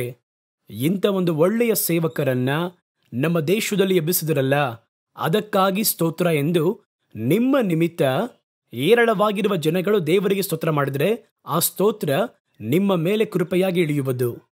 ಆಗ ಒಂದು ಟ್ರಯಾಂಗಲ್ ಹಾಕ್ಕೊಳ್ಳಿ. ನೀವು ಜನಗಳು ನಿಮ್ಮ ನಿಮಿತ್ತವಾಗಿ ದೇವರಿಗೆ ಸ್ತೋತ್ರ ಮಾಡುವಂತೆ ಜನಗಳಿಗೆ ಒಳಿತನ್ನು ಮಾಡಿದರೆ, ನಿಮ್ಮ ಜೀವಿತ ಸಾಕ್ಷಿ ಸೇವೆ ಈ ಜನಗಳ ಜೀವಿತಕ್ಕೆ ಪ್ರಯೋಜನವಾಗಿದ್ದರೆ, ಅವರು ಪ್ರಾರ್ಥಿಸುವಾಗ ಏನು ಮಾಡ್ತಾರೆ ಅಂದರೆ, ದೇವರೇ, ನಮ್ಮ ದೇಶದಲ್ಲಿ ಈ ಸೇವಕರನ್ನ ನೀವು ಎಬ್ಬಿಸಿದಿರಲ್ಲ, ಅವರ ಮೂಲಕವಾಗಿ ನಾವು ರಕ್ಷಣೆ ಹೊಂದಿದ್ವಿ, ಈ ಸೇವೆ ಎಷ್ಟು ಮಂದಿಗೆ ಸುವಾರ್ತೆ ಹೇಳುತ್ತದೆ ಎಂದು ಎಷ್ಟು ಮಂದಿ ನಿಮ್ಮ ನಿಮಿತ್ತವಾಗಿ ಸ್ತೋತ್ರ ಮಾಡುತ್ತಾರೋ ಆ ಸ್ತೋತ್ರವಾದದ್ದು ನಿಮ್ಮ ತಲೆಯಲ್ಲಿ ಕೃಪೆಯಾಗಿ ಇಳಿಯುತ್ತದೆ. ಅದುವೇ ಸತ್ಯವೇದ ಹೇಳುತ್ತದೆ. ದೇವರ ಮಹಿಮೆ ಪ್ರಕಟವಾಗುವುದಕ್ಕೆ ಆಸ್ಪದವಾಗಿ ಕೃಪೆಯಾದದ್ದು ಅನೇಕರ ಸ್ತೋತ್ರದಿಂದ ಅಧಿಕರಿಸುವಂತೆ ಇವೆಲ್ಲವೂ ನಿಮ್ಮ ನಿಮಿತ್ತವಾಗಿ ಉಂಟಾಗಿದೆ. 9:12 ಹೇಳ್ತಾರೆ, ಈ ಧರ್ಮ ಸಹಾಯವಾಗಿರುವಂತಹ ಸೇವೆ ಪರಿಶುದ್ಧವಂತರ ಕೊರತೆಗಳನ್ನು ನೀಗಿಸುವಂಥದ್ದಲ್ಲದೆ ಅನೇಕರು ದೇವರಿಗೆ ಸ್ತೋತ್ರ ಮಾಡುವ ಹಾಗೆ ಅವರು ದೇವರ ಸ್ತೋತ್ರ ಮಾಡುವುದರಿಂದ ಸಂಪೂರ್ಣ ಬಲವುಳ್ಳದಾಗಿ ಇರುವುದು. ನೋಡಿದ್ರ, ಸ್ತೋತ್ರ ಮಾಡಬೇಕಾದ್ರೆ ಅವರು ಅದರ ನಿಮಿತ್ತವಾಗಿ ನಿಮ್ಮ ನಿಮಿತ್ತವಾಗಿ ಸ್ತೋತ್ರ ಮಾಡಿದರೆ ಅವರು ಸ್ತೋತ್ರ ಮಾಡಿದ ಸ್ತೋತ್ರ ನಿಮಗೆ ದೇವರ ಕೃಪೆಯನ್ನು ತರುತ್ತದೆ. ಅನಂತರ ನೋಡಿ, ಕರ್ತನಿಗೆ ಸ್ತೋತ್ರ ಮಾಡಬೇಕಾದ್ರೆ ನಮ್ಮ ನಂಬಿಕೆ ನಮ್ಮೊಳಗೆ ಅಧಿಕರಿಸಲು ಆರಂಭವಾಗುತ್ತದೆ. ವಾಕ್ಯವನ್ನು ಓದೋಣವಾ? ಕೊಲೋಸ್ಯರಿಗೆ ಬರೆದ ಪತ್ರಕ್ಕೆ 2ನೇ ಅಧ್ಯಾಯ 7ನೇ ವಾಕ್ಯ. ನೀವು ಬೋಧಿಸಲ್ಪಟ್ಟ ಹಾಗೆ ವಿಶ್ವಾಸದಲ್ಲಿ ದೃಢ ಹೊಂದಿ ಸ್ತೋತ್ರದೊಂದಿಗೆ ನಂಬಿಕೆಯಲ್ಲಿ ಅಧಿಕರಿಸಿರಿ. ಯಾವುದ್ರ ಅಧಿಕವಾಗಬೇಕಂತೆ? ನಂಬಿಕೆ ಒಂದು ಬೀಜ ಅಷ್ಟೇ. ಅದನ್ನು ಅಧಿಕರಿಸುವಂಥದ್ದು ದೇವರಿಗೆ ಸ್ತೋತ್ರ ಮಾಡುವಂತಹ ಸ್ತೋತ್ರ. ದೇವರು ಮಾಡಿರುವ ಒಳಿತನ್ನು ಹೇಳಿ ಸ್ತೋತ್ರ ಮಾಡ್ತಾ ಮಾಡ್ತಾ ದೇವರ ಮೇಲೆ ನಮಗೆ ಒಂದು ದೊಡ್ಡ ನಂಬಿಕೆ ಉಂಟಾಗುತ್ತದೆ. ಆ ಒಂದು ಕರ್ತನಿಗೆ ಸ್ತೋತ್ರ ಮಾಡುವ ಸ್ತೋತ್ರ ನಮ್ಮ ಕಟ್ಟುಗಳನ್ನು ಮುರಿಯುತ್ತದೆ. ನಮಗೆಲ್ಲ ಗೊತ್ತಿರುವ ಸಂಭವವೇ. ಅಪೊಸ್ತಲ ಕೃತ್ಯಗಳು 16ನೇ ಅಧ್ಯಾಯ 25-26ನೇ ವಾಕ್ಯವನ್ನು ಗಮನಿಸಿ ನೋಡಿ. ನಡುರಾತ್ರಿಯಲ್ಲಿ ಪೌಲನು ಸೀಲನು ಪ್ರಾರ್ಥನೆ ಮಾಡಿ ದೇವರಿಗೆ ಸ್ತೋತ್ರ ಮಾಡುತ್ತಾ ಕಾವಲಿಡಲ್ಪಟ್ಟವರು ಅದನ್ನು ಕೇಳುತ್ತಾ ಇದ್ದರು. ಮಧ್ಯರಾತ್ರಿ ಅವರು ದೇವರಿಗೆ ಸ್ತೋತ್ರ ಮಾಡ್ತಾರೆ. ಇವರು ಜೈಲಲ್ಲೇ ಇದ್ದಾರೆ, ಕೈ ಕಾಲುಗಳು ಕಟ್ಟಲ್ಪಟ್ಟದಾಗಿದೆ. ಅವರು ಕರ್ತನಿಗೆ ಸ್ತೋತ್ರ ಮಾಡ್ತಾರೆ, ಮತ್ತೊಬ್ಬರು ಕೇಳಿಕೊಳ್ಳುತ್ತಿದ್ದರು. ತಕ್ಷಣ ಸೆರೆಮನೆಯ ಅಸ್ಥಿವಾರ ಕದಲುವ ಹಾಗೆ ಭೂಮಿ ಪೂರ್ತಿ ಕಂಪಿಸಿತ್ತು. ತಕ್ಷಣ ಕದಗಳು ತೆರೆಯಲ್ಪಟ್ಟವು, ಎಲ್ಲರ ಕಟ್ಟುಗಳು ಬಿಚ್ಚಲ್ಪಟ್ಟವು. ಇದು ಶಾರೀರಿಕ ಕಟ್ಟು ಮಾತ್ರವಲ್ಲ, ಆತ್ಮಿಕ ಕಟ್ಟು, ಬಂಧನದ ಕಟ್ಟು, ವ್ಯಾಧಿಯ ಕಟ್ಟು, ಬಲಹೀನತೆಯ ಕಟ್ಟು, ಮಾಟಮಂತ್ರದ ಕಟ್ಟು, ಯಾವ ಕಟ್ಟಾಗಿದ್ದರೂ ಸ್ತೋತ್ರ ಆ ಕಟ್ಟುಗಳನ್ನು ಮುರಿಯುವುದು. ಒಂದು ವೇಳೆ ಸ್ತೋತ್ರ ಮಾಡೋಕ್ಕಾಗಲಿಲ್ಲ, ನೀವು ದೊಡ್ಡ ಸಮಸ್ಯೆಯಲ್ಲಿದ್ದೀರ, ಸ್ತೋತ್ರಗಳನ್ನು ಕೇಳಿ. ಸ್ತೋತ್ರ ಮಾಡಿದವರಲ್ಲ, ಕೇಳಿದವರು ಕೂಡ ನೋಡಿ ಕಟ್ಟುಗಳು ಅರಿಯಲ್ಪಟ್ಟಿತು ಎಂಬುದಾಗಿ ಸತ್ಯವೇದವು ಹೇಳುತ್ತದೆ. ಇನ್ನು ಬಹಳ ಹೇಳ್ಬೋದು. ಯೆಹೋಷಾಫಾಟನ ಕಾಲದಲ್ಲಿ ಸ್ತೋತ್ರ ಮಾಡುವವರನ್ನು ಕಳಿಸಿದರು, ಜಯ ಹೊಂದಿದ್ದರು. 2 ಪೂರ್ವಕಾಲವೃತ್ತಾಂತ 20ನೇ ಅಧ್ಯಾಯ 20-23 ಓದ್ ನೋಡ್ರಿ. ದೇಶದಲ್ಲಿ ಅಧಿಕರಿಸಿದರು ಶತ್ರುಗಳು, ಯುದ್ಧವೂ ಅಲ್ಲಿ ಎದುರಾಯಿತು. ತನ್ನ ಪಡೆಗಳನ್ನು ಎಣಿಸಿ ನೋಡ್ತಾರೆ, ಬಹಳ ಕಡಿಮೆಯಾಗಲಿದ್ದಾರೆ. ಏನು ಮಾಡುವುದು? ಸ್ತೋತ್ರ ಮಾಡುವವರನ್ನು ಮುಂದೆ ಕಳುಹಿಸಿ ಸ್ತೋತ್ರ ಮಾಡುವಂತೆ ಮಾಡಿದರೂ ದೇವರು ಜಯವನ್ನು ಕೊಟ್ಟರು. ಇವೆಲ್ಲ ಸ್ತೋತ್ರದಿಂದ ಉಂಟಾಗುತ್ತದೆ. ಕಡೆಯದಾಗಿ ನೋಡಿ, ಮನುಷ್ಯರ ಬಳಿಯಲ್ಲಿ ದಯೆಯನ್ನು ಉಂಟು ಮಾಡುತ್ತದೆ. ಕರ್ತನಿಗೆ ಸ್ತೋತ್ರ ಮಾಡುವಾಗ ಅದು ಮನುಷ್ಯರ ಬಳಿ ದಯೆಯನ್ನು ಉಂಟು ಮಾಡುತ್ತದೆ. ಏನು ಹೇಳುತ್ತದೆ? ಅಪೊಸ್ತಲ ಕೃತ್ಯ 2ನೇ ಅಧ್ಯಾಯ 47ನೇ ವಾಕ್ಯದಲ್ಲಿ ದೇವರಿಗೆ ಸ್ತೋತ್ರ ಮಾಡಿ ಜನಗಳು ಎಲ್ಲರ ಬಳಿಯಲ್ಲಿಯೂ ದಯೆಯನ್ನು ಹೊಂದಿದ್ದರು. ದೇವರಿಗೆ ಸ್ತೋತ್ರ ಮಾಡುವುದರಿಂದ ಮನುಷ್ಯರ ದಯೆ ಉಂಟಾಗುತ್ತದೆ. ಮನುಷ್ಯರ ದಯೆ ನಮಗೆ ಮುಖ್ಯನಾ? ಹಾಗಂತ ನೀವು ಕೇಳಿದರೆ ಅದು ಮುಖ್ಯ. ಯಾಕೆ ಅಂತ ಹೇಳಿದ್ರೆ, ಲೂಕನ ಸುವಾರ್ತೆ 2ನೇ ಅಧ್ಯಾಯ 52ನೇ ವಾಕ್ಯದಲ್ಲಿ ಏನು ಹೇಳುತ್ತೆ ನೋಡಿ. ಯೇಸುವಾದವರು ಜ್ಞಾನದಲ್ಲಿಯೂ ಬೆಳವಣಿಗೆಯಲ್ಲಿಯೂ ದೇವರ ಕೃಪೆಯಲ್ಲಿಯೂ ಮನುಷ್ಯರ ದಯೆಯಲ್ಲಿಯೂ ಅಧಿಕವಾಗಿ ವೃದ್ಧಿ ಹೊಂದಿದರು. ಹಾಗಾದರೆ ಎಲ್ಲವನ್ನ ಉಂಟು ಮಾಡುವುದು ಸ್ತೋತ್ರ, ದೇವರಿಗೆ ಸಲ್ಲಿಸುವಂಥ ಕಾರ್ಯ. ಏನು ಸಿಗುತ್ತದೆ ಎಂಬುದಾಗಿ ಸ್ತೋತ್ರ ಅಲ್ಲದೆ ಇದನ್ನು ಮನದಲ್ಲಿಟ್ಟುಕೊಂಡೇ ಈ ಬಯಕೆಯಿಂದ ನೀವು ದೇವರಿಗೆ ಸ್ತೋತ್ರ ಮಾಡಿದರೆ ಅದು ಆರೋಗ್ಯವಲ್ಲದ ಒಂದು ಆರಾಧನೆಯಾಗಿ ಮಾರ್ಪಡುತ್ತದೆ. ಆರಾಧನೆ ಎನ್ನುವುದು ಬಯಕೆಯಿಲ್ಲದೆ ಮಾಡಲ್ಪಡಬೇಕು. ನಾನು ದೇವರಿಂದ ಉಂಟು ಮಾಡಲ್ಪಟ್ಟವನು, ಆರಾಧನೆ ಮಾಡುವುದು ನನ್ನ ಕರ್ತವ್ಯ. ಆರಾಧನೆ ಮಾಡುವುದಕ್ಕಾಗಿ ದೇವರು ಉಂಟು ಮಾಡಿದ್ದಾರೆ, ಒಂದು ನಕ್ಷತ್ರವನ್ನು ಉಂಟು ಮಾಡಿದ್ದಾರೆ, ಅದು ದೇವರಿಗೆ ಸ್ತೋತ್ರ ಮಾಡುತ್ತದೆ. ಹಾಗೆ ಸ್ತೋತ್ರ ಮಾಡಬೇಕೆ ವಿನಃ ಅದಕ್ಕೆ ಯಾವ ಪ್ರತಿಫಲವನ್ನು ಕೊಡಬೇಕೋ ದೇವರು ಕೊಡುತ್ತಾರೆ. ನಿಮಗೆ ಬೇಕಂದ್ರೆ ಅದನ್ನು ಮೈಂಡಲ್ಲಿ ಇಟ್ಟು ನೀವು ಸ್ತೋತ್ರ ಮಾಡಕ್ಕೆ ಮುಂದಾದರೆ ಅದು ಮುಖಸ್ತುತಿಯಾಗುತ್ತದೆ. ಒಂದು ಒಳ್ಳೆಯ ಸ್ತೋತ್ರ ಹೆಂಗೆ ಮಾಡಬೇಕು? ಒಂದು ಒಳ್ಳೆಯ ಆರಾಧನೆ ಹೆಂಗೆ ಮಾಡಬೇಕು, ಯಾಕೆ ಈ ದಿನದಲ್ಲಿ ಅದನ್ನು ಹೇಳ್ತೀನಿ ಅಂತ ಹೇಳಿದ್ರೆ, ಆರಾಧನೆ ಎನ್ನುವ ಹೆಸರಲ್ಲಿ ನಿಮ್ಮ ಸುತ್ತಲೂ ಕರ್ತನಿಗೆ ಉರಿ ಉಂಟು ಮಾಡುವ ಬಲಿಯ ಕ್ರಮಗಳು ಬಂದಿವೆ. ಏಲಿಗಳ ಬಲಿಗಳು ಬಂದಿವೆ, ದುಷ್ಟ ಬಲಿಗಳು ಬಂದಿವೆ, ಮನುಷ್ಯರಿಗೆ ಸಂಬಂಧಪಟ್ಟ ಅನ್ಯ ಬೆಂಕಿಗಳು ಒಳಗೆ ಬಂದಿವೆ. ಇವುಗಳೆಲ್ಲವೂ ನಮ್ಮ ಆತ್ಮಿಕ ಜೀವಿತವನ್ನು ತಡವರಿಸುವಂತೆ ಮಾಡುತ್ತದೆ. ಕರ್ತನ ಕೈಯಿಂದ ಹೊಂದಿಕೊಳ್ಳಬೇಕಾಗಿರುವ ಕೃಪೆಯನ್ನು ತಡೆ ಮಾಡಿ ನಿಲ್ಲಿಸುತ್ತದೆ. ಯಾರೋ ತಾನೇ ಆರಾಧನೆ ಮಾಡ್ತಾರೆ, ಇಲ್ಲ, ನೀವು ಅದಕ್ಕೆ ಒಡಂಬಟ್ಟರೆ ಅದರ ಪ್ರತಿಫಲ ನಿಮಗೂ ಬರುತ್ತದೆ. ಆದ್ದರಿಂದ ಒಳ್ಳೆಯ ಸ್ತೋತ್ರವನ್ನು ಮಾಡಿ, ಚೆನ್ನಾಗಿ ದೇವರಿಗೆ ಸ್ತೋತ್ರ ಮಾಡಿ, ನಿಜವಾಗಿಯೂ ದೇವರಿಗೆ ಸ್ತೋತ್ರ ಮಾಡುವಂಥ ಮಕ್ಕಳೊಂದಿಗೆ ನಿಮ್ಮ ಐಕ್ಯವನ್ನು ಇಟ್ಟುಕೊಂಡು ದೇವರಿಗೆ ಸ್ತೋತ್ರ ಮಾಡಿ, ನಿಮ್ಮ ಆರಾಧನೆ ಒಂದು ದಿನವೂ ಲಜ್ಜೆಗೆಡುವುದಿಲ್ಲ. ಒಂದು ಚಿಕ್ಕ ಪ್ರಾರ್ಥನೆ ಮಾಡಿ ಮುಗಿಸೋಣವಾ? ಪ್ರಾರ್ಥನೆ ಮಾಡೋಣ. ಪ್ರೀತಿಯೂ ಕೃಪೆಯೂ ತುಂಬಿರುವ ಪರಲೋಕ ತಂದೆಯೇ, ಈ ದಿನದಲ್ಲಿ ನಮ್ಮ ಧ್ಯಾನದಲ್ಲಿ ಒಂದು ಆರೋಗ್ಯವಾದ ಸ್ತೋತ್ರ, ದೇವರಿಗೆ ತಕ್ಕ ಸ್ತೋತ್ರ, ದೇವರು ಬಯಸುವ ಸ್ತೋತ್ರ ಯಾವ ರೀತಿ ಇರಬೇಕು ಎಂಬುದಾಗಿ ನೀವು ಕಲಿಸಿಕೊಟ್ಟು, ನಾವು ಸ್ತೋತ್ರ ಮಾಡಿದ್ದೇವೆ ಎನ್ನುವುದಕ್ಕಾಗಿ ಪರಲೋಕ ಅದನ್ನು ಅಂಗೀಕರಿಸಿ ಸ್ವೀಕರಿಸಿಕೊಳ್ಳುವುದಿಲ್ಲ. ನಮ್ಮ ಸ್ತೋತ್ರದಲ್ಲಿಯೂ ನಮ್ಮ ಪ್ರಾರ್ಥನೆಗಳಲ್ಲಿಯೂ ಆರಾಧನೆಗಳಲ್ಲಿಯೂ ಜೀವವಿರಬೇಕು. ಏಬೆರನ ಬಲಿಯಲ್ಲಿ ಜೀವವಿದ್ದ ಹಾಗೆ ನಮ್ಮ ಸ್ತೋತ್ರದಲ್ಲಿ ಜೀವ ಇರಬೇಕು. ನಾವು ಕರ್ತನ ಮುಂದೆ ಸ್ತೋತ್ರ ಮಾಡುವ ಸ್ತೋತ್ರಗಳು ಒಂದು ದಿನವೂ ವ್ಯರ್ಥವಾಗಬಾರದು ದೇವರೇ. ಅದು ತಳ್ಳಲ್ಪಟ್ಟು ಹೋದದ್ದು ಗೊತ್ತಿಲ್ಲದೆ ನಾವು ಸ್ತೋತ್ರ ಮಾಡಿದ್ದೇವೆ ಎನ್ನುವ ತಪ್ಪಾದ ನಂಬಿಕೆಯಲ್ಲಿ ನಾವು ದಾಟಿ ಹೋಗಬಾರದು ದೇವರೇ.